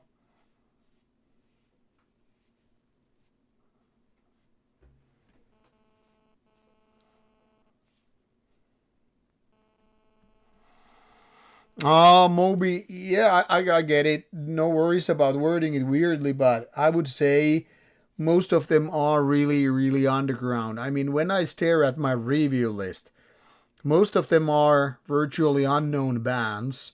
Of course, there are sometimes some supergroup ones, but they're also, underground. For example, this Anti-Human Industries debut album, which is coming next Monday, or this coming Monday, that is. I mean, technically speaking, it's a very underground release because there's very little information out on the net about this very release or the very band. But if you look at the lineup, you will see, okay, there are three ex or current Horna guys like Spellgoth, Venom, and Corvus, ex Horna slash Gorgonthurus, and the fourth guys from True Black Dawn slash Hand Oceans and Baptism and whatever. But then again, those are underground bands. I mean, even if we are very familiar with bands like Horna or, True Black Dawn or core controllers. After all, they're still underground bands. They are nowhere near to whatever typical metalhead is listening to. We're not really talking about the Amon Amarths or Dimmu Borgers, not to mention Metallica's, Iron Maiden's, Megadeth's, So what I'm saying is, when you are underground enough, you might feel that all the underground bands are not exactly super underground. But that's only because we know about them. But we have to understand that even bands like Horna, for example, they are still in the underground, even if they are not that small anymore. So there's a difference when, say, a scene veteran knows about the band, because obviously when you are long enough in the game, like I'm gonna use myself as a good example, I've been in the black metal scene for about 30 plus years. I don't know when it started that I belong part of the scene, but you know what I'm talking about. Let's put it this way. I've been listening to black metal for over 30 years. And I joined Nightside in 1996 as the first vocalist. So I've been also involved in black metal bands for about 30 years now. And I feel like I've seen quite a bit of things going back and forth, people coming, people leaving, and all that stuff. And obviously I've seen a lot of these bands grow. Like, for example, when I first met the Horna guys for the first time, probably 97, could have been 98, but I think it was 97. Nonetheless, doesn't matter. What matters is, back in the days, bands like Horna were very, very underground. Like, they didn't even have much out. Even in the Finnish perspective, they were just one of those very few black metal bands that had actually done something. When obviously we had bands like Beherit and Archcode and Imbel Nazarene, Baratrum, and etc. But by mid-90s, most of the black metal bands in Finland, they were not really anything. Now, 30 years later, of course, we could say Horna is one of the biggest exports in Finnish black metal. But it's still something that most people have no idea. Those people who think, Darkthrone is the most cult act in black metal ever, they have no clue about bands like Horna. They have no clue about bands like Beheksen or Clandestine Blaze or whatever. So these are, in the essence, very much like underground names, even if they are not really small or unknown in terms of underground. So what I would say is underground works in different layers. There are the ones that are kind of almost out of the underground box, which is still very far from mainstream. And I would call it the gray zone. I've talked to so many guys over the years about it, and nobody really has a name for this big area between the mainstream, the really big ones. We're talking about the Iron Maidens, the Rammsteins, the Metallicas and Megadeths and Slayers, and the biggest of them all, the kind of a Lorna Shore stuff, really, the ones that have millions of followers. And only after these mainstream names comes these mainstreamish bands, where you have bands like Amon Amarth, Dimmu Borgir and stuff, which is not exactly mainstream when it comes to music, but in terms of metal, you could say, well, they're kind of a borderline mainstream. While they are not as big as Megadeth or, the Iron Maiden or Judas Priest or whatever, bands like Dimmu Borgir, Cradle of Filth, Behemoth, Amon Amarth, they're still quite big. They're kind of big enough to almost be the headliners. Well, in certain cases could be, but, still. And, well, yeah, they are. I mean, they're the kind of the same level as, Mayhem and the like. So in terms of certain events, you could say they are the headliner class. But if you go, then again, something like Wacken, they are not, really the headliner acts anymore when we're talking about, Cradle of Filth or Mayhem or whatever. So what I'm saying here is, mainstream is one thing, big in a metal scene is another thing.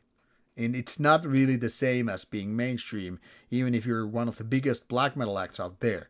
And then is the gray zone, just like down under, Behemoth and the like, starts this gray zone, which has a lot of these bands which are not really big, but they are not underground anymore. So they kind of fall in between the mainstreamish and the real underground. And the gray zone is in fact the one that you have bands like, say, Kanonenfieber, okay? You have bands like Archcode. You have bands like Imbel Nazarene, you know? So they are like, hey, everybody in black metal scene knows them, right? You know, you have the bands like Burzum, or Dogthrone for that matter. But they are not, you know, what average metalhead knows. Average metalhead has no fucking clue of, you know, Dogthrone. They have no fucking clue of lots of bands which we consider quite big. Yet they are nowhere near the underground anymore. So once again, this gray zone is this big mass that we often consider mainstream because we think, oh, they're so big, you know. They're those bands, you know, like Napalm Death. Everybody knows Napalm Death. You don't really see Napalm Death headlining a festival, really, you know. So what I'm saying is, basically, the majority of the bigger bands we know are not mainstream, but this gray zone. They're not in underground anymore. But in the underground, it's a lot bigger than we would give credit to. And what I'm saying here is bands like Horna or Sargeist, for example, they are not Napalm Death level. Yet they are not the small ones. Hey, we just did our first demo kind of a thing anymore. We have 50 followers on Facebook.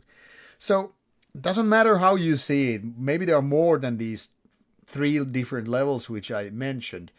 But then again, I don't really want to go micromanaging levels. So I don't want to have 10 layers listed. These are the super underground bands which have never recorded anything. Layer 1 or Layer 2. These are the ones that have merely a couple of demos out. Layer 3, the ones that have album out and so forth.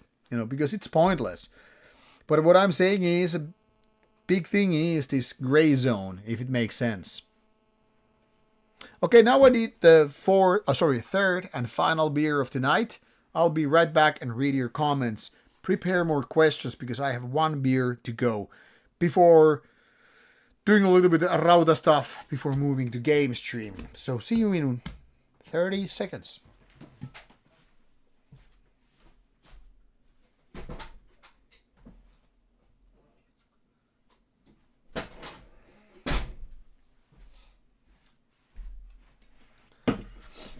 And man, I needed some beer. And that's kind of a given. There's been a little bit of a borderline annoyance here.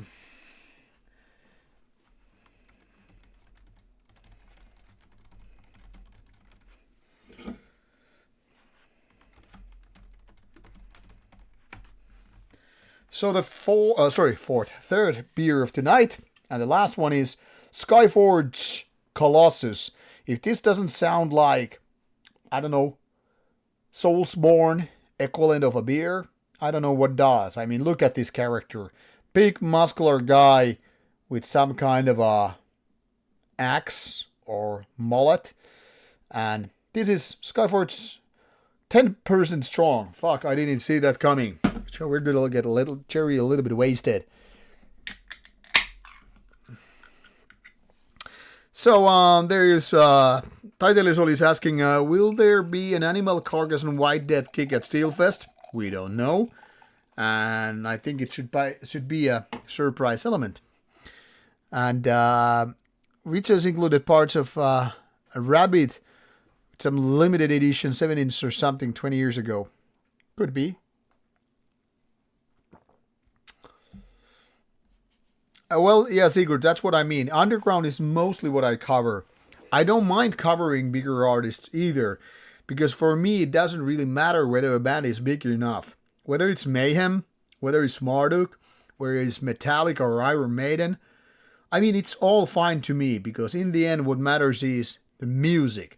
And good music can come in many different forms. It can be super big, it can be Taylor Swift level, right? Or it can be super underground, the band that nobody talks about. Or it can be anything in between. And it can be outside metal. It can be very much metallic, because obviously I fucking love and breathe metal. But what I review is the physical CDs I get. I'll give you a good example about some sketchy stuff I recently got. These will be reviewed in May.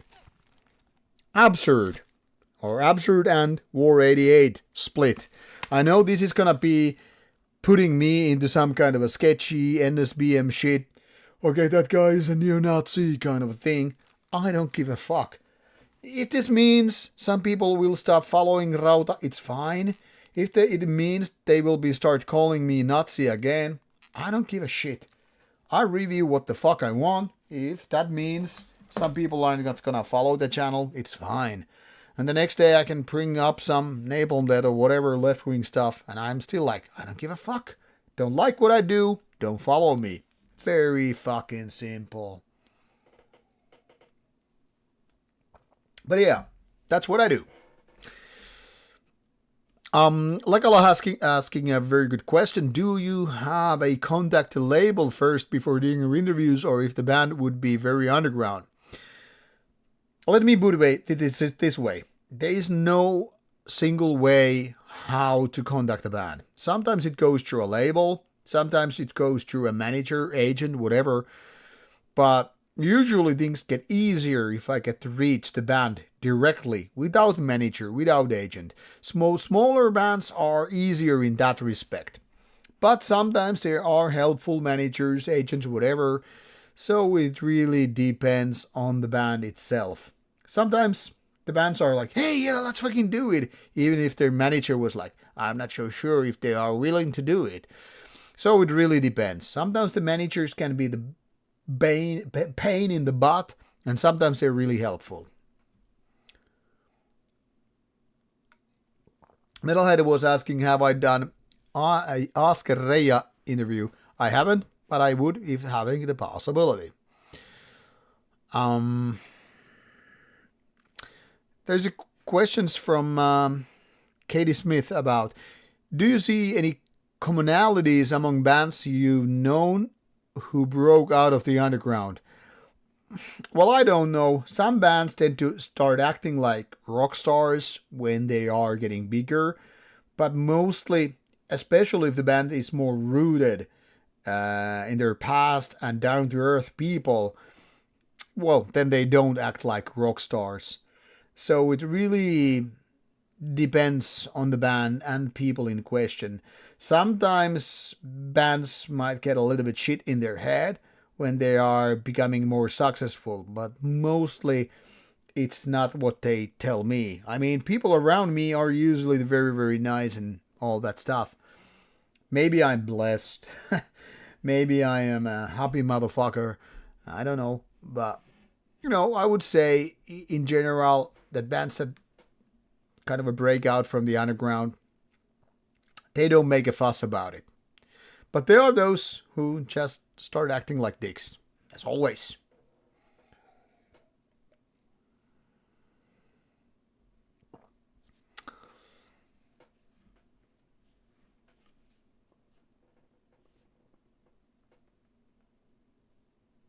Yeah, Moby, my point is, when you are long enough in the underground, you kind of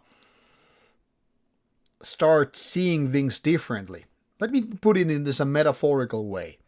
If you live long enough in a metropolitan area, you kind of start thinking that this is the natural way of living. Living in a big city full of taxis, full of, subway system and, out of the nature. Or vice versa. If you suddenly start living in the countryside, you might think that big cities are all noise and pollution and too many people. So once again, it's all about what we get used to, If you are constantly surrounded by assholes, you probably start thinking everybody is an asshole. It's normal to have assholes around.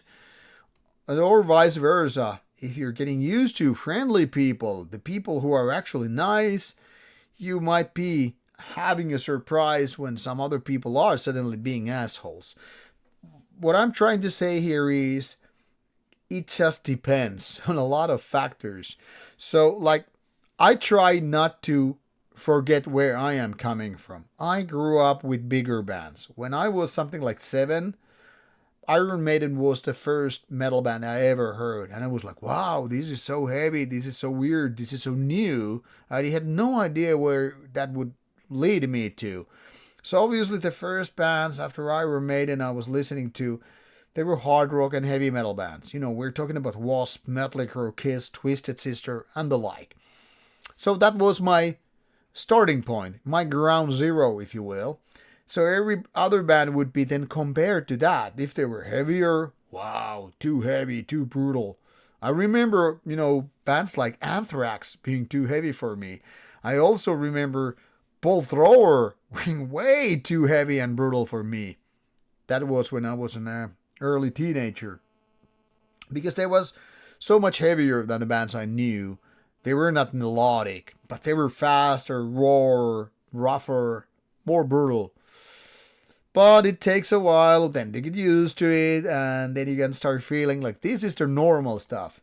I mean, this is a weird comparison, but if you only did, say, BDSM kind of a sex, you would probably after a while think it's just normal to let somebody lash you out every now and then and put some dildos in your asshole, and you wouldn't even think it's not normal, not common, to do that kind of a sex. So, once again, if you spend all your time only in the underground, you probably start forgetting that this underground is not what most people know. This is my theory anyway. Prove me wrong.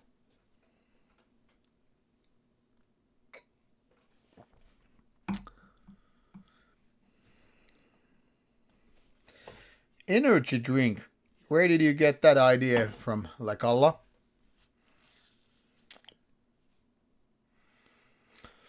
I mean, does this really look like an energy drink? I don't know. Looks to me like a good beer. Unfortunately, these Malasebat beers aren't available in the United States. I was asking them if it's possible to get these beers shipped to the United States, and pretty much the answer was there are other breweries which are doing similar stuff for cheaper prices, so it doesn't make them sense to ship these to foreign countries.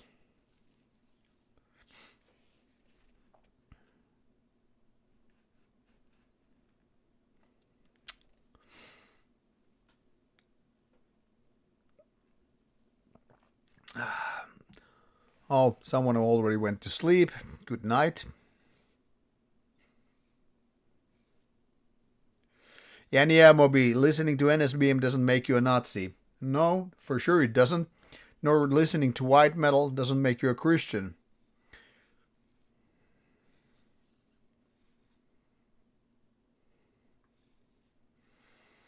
This is the best comment. I can't drink less than 10 beers. Okay. Thoughts on prehistoric metal? Well, I haven't been listening to them and I don't know when I will. Do a live reaction, Jerry. What is that supposed to mean? Fenris came out as non-binary. What the fuck? What is my favorite milkshake flavor? Probably strawberry. I want to see Jerry in a purple pimp suit. Well, dream on, honey. Taiteilija Suoli, yes, I'm going to the gathering in September.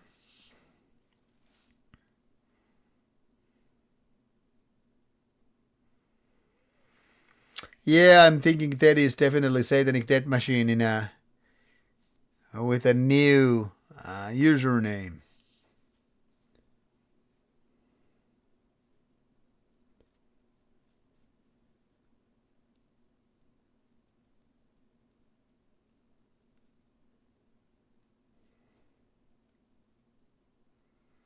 Yeah, Moby, thank you for understanding.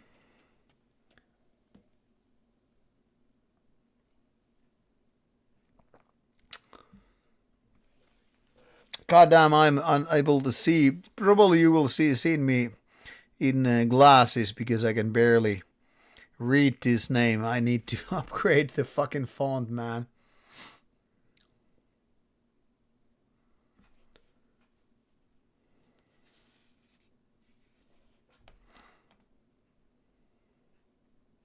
Oh, I realized there is now this function to see timestamps. Useful. So anyway,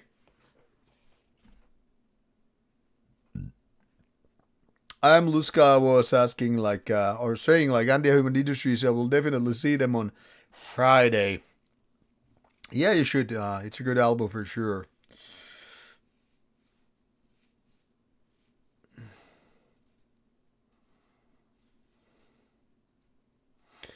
What is my favorite Japanese band? I don't really have a favorite Japanese band. I mean, don't get me wrong, it's not like I don't like Japanese music, but it's just like none of the Japanese bands have really resonated with me that strongly.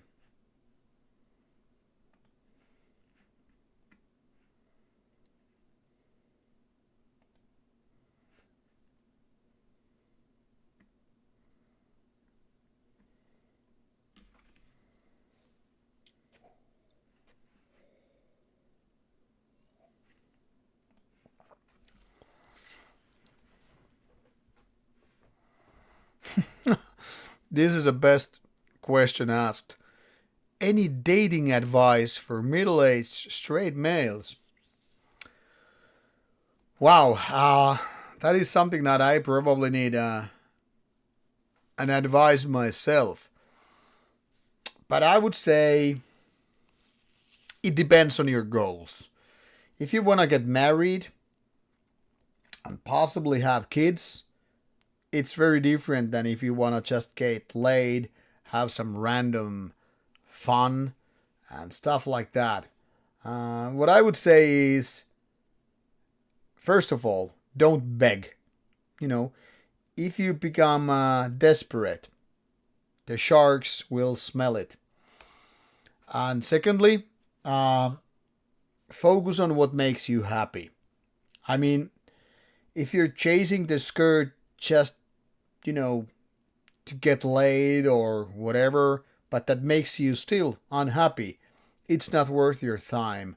So always understand that your life is, in the end, about you and your own well being.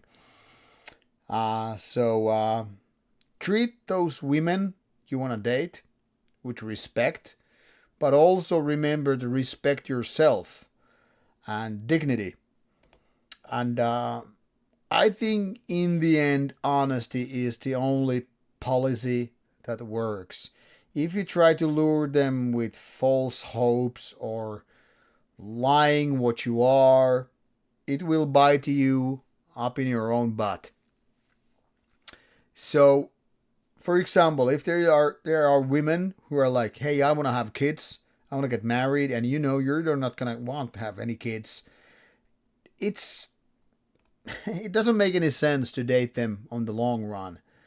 Um, Sometimes it might mean that you are without them, ladies, right? But in the end, you're doing yourself a favor as well, because you don't want to chase the skirt who is just not suitable for you. So for me, it comes with respect, honesty, dignity. I guess that's pretty much of it.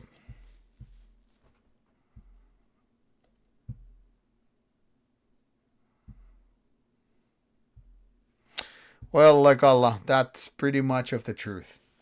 Now, nobody wants desperation in their romantic game, and I don't think it works in sexual encounter either. So, I mean, you know, it's when it comes pathetic, it is. I'll put it in this way. Um,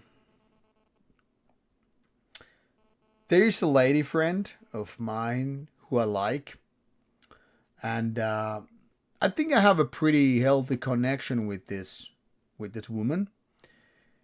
But when I noticed she was giving me a little bit of how to say disrespect, it also made me respect that lady a little bit less. And I know she didn't intend to be this kind of a person who disrespects anybody. But it was more like if you cannot be honest with the other person, things will quite quickly go south. And there is no amount of, I'm sorry, or, whatever you do that will make things go okay when you go to a certain level of things getting fucked. So, what I'm saying here is, in a certain game, when you feel like you're being disrespected, it's better to say like, okay, Jose, I'm gonna get the fuck out of here to move to somewhere else. Get your chin up. Don't be a cocky motherfucker. I mean, be it if it works for you, but mostly it doesn't. But still, you have to understand that if there is somebody who is just to disrespect you, that person is also ready to abuse you. There is only one level down from disrespect to abuse. Or sometimes it operates on the very same level. This can be the very same thing on band stuff too. So you have a band member who doesn't respect you, who's gonna start treating you like a shitbag. Then you have to solve it somehow. Either that person leaves the band, you leave the band, or you have to figure it out. Where is the chemistry taking you? Because once it starts eating you out, it's gonna fucking happen and make things toxic. So always, I would say, talk things through. And if you cannot reach an agreement, then it's probably too late. So get the fuck out of there. Don't try to be a people pleaser. If you try to please everybody, you are gonna annoy someone. If not anybody else, yourself. So, things are more complicated, but at the same time, it's very simple. Ted, I do have 2 kids. Yes.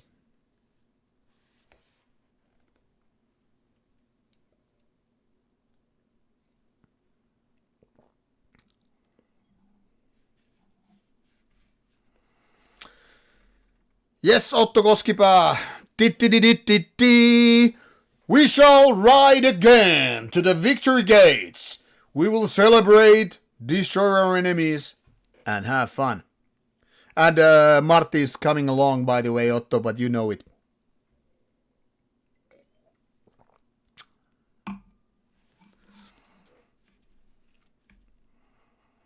Could I do a Steelfest live stream?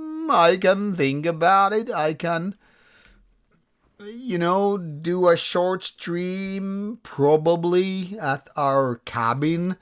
But at the festival, at the venue, no. I have other things to do.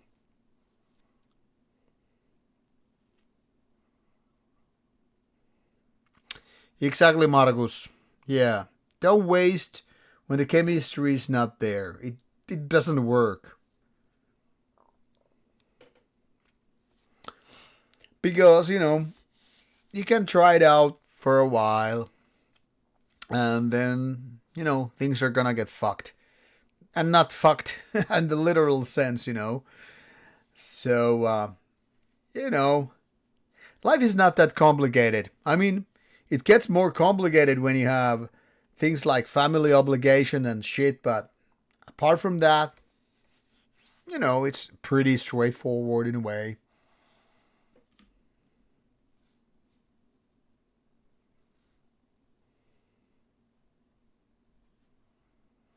Yeah, and sometimes when you mentioned Moby, that solitude, sometimes solitude is more rewarding than piss poor company,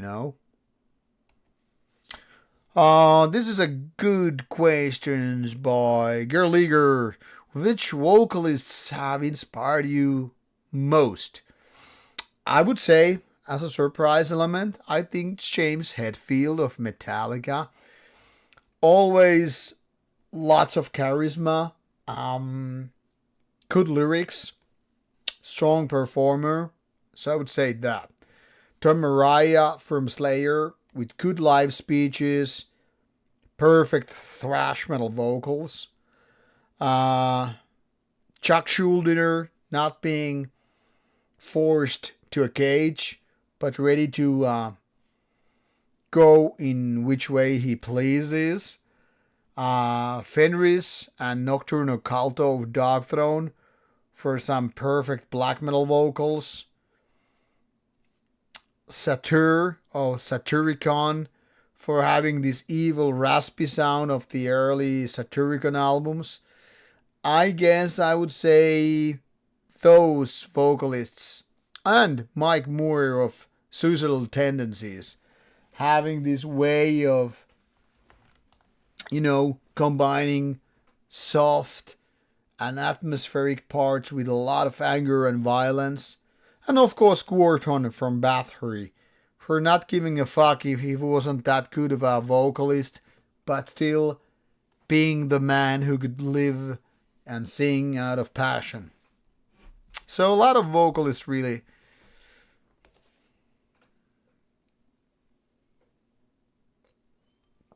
And talking about solitude, I would still say solo sex sucks compared to someone with real people.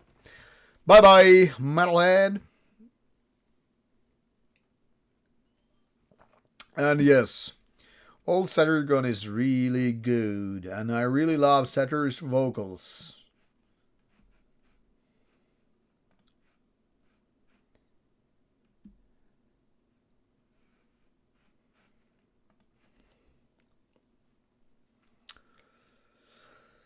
But solitude, other than sex, can be really inspiring.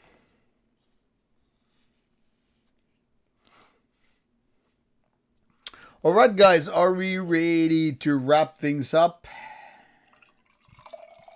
Because Cherry Boy has some other things to do, including gaming, including packing a CD, including couple of customs office things to be sure.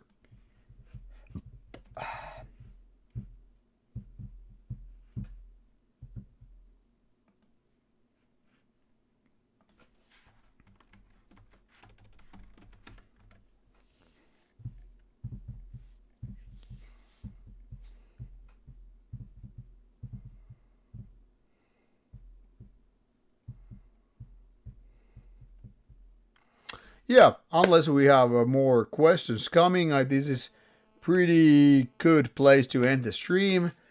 I should be able to fire up a gaming stream in maybe 30 minutes after this one, because I need to do a couple of customs office declarations and back this one CD so I can send it. Well, that I actually can do tomorrow as well. But I need to do that customs things before I forget it. And Sigurd, for you, you have a good night as well. I have two beers and your CDs packed, ready to leave. I need to make sure they're 6-pack. I will include some nice sour ones for you. And I'll get through to you on WhatsApp how to get those beers to you. And Steelfest is next week. So my Steelfest preview part 2 with interviews and blah blah blah is out there tomorrow. Then there will be plenty of review videos next week. And also don't forget, in case you're not going to Steelfest, for example, the Covenant interview with Nagash, a very interesting guy, is coming out next Friday. And Otto, we will see you Thursday. And Markus, yeah, we will see if Troll will be Troll, not you, on the gaming stream. But we will go on with the GTA 5 just at least today. With the gaming stream, I have my whiskey ready. And next week, we will start a new game. And yeah, still want to remind people, those who are not still into gaming, feel free to jump into gaming streams as well. It's mostly metal talk with the gaming on the background. So don't be scared or intimidated by the gaming itself. It will be a fun times. And I don't know what else really to add.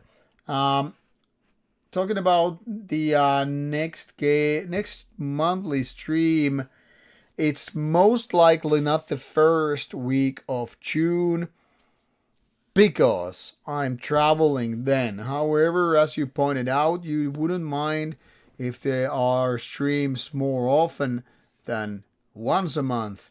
So I'll look at the possibility of doing stream at the end of May as well. I need to talk about, because Otto might be actually coming here for that particular weekend, so we'll see about it. But I will think about it if I will do another stream in May, or if we will see you guys in about a month's time, 13th of June, roughly. But I will announce it anyway early enough, so stay tuned for Rauta's Facebook, Instagram, and of course his channel. And stream will happen eventually, sooner than later. Anyway, catch you guys at Steelfest in case you're coming. Pull me by the sleeve if you see me. I should be there pretty much all around on Saturday, but shorter days on Thursday and Friday. Now off you go, guys. Have a good night, and hope to see you at Steelfest. Good night. Bye-bye. Thank you, Marcos. See you soon on the gaming stream. Give me about 30 minutes and I'll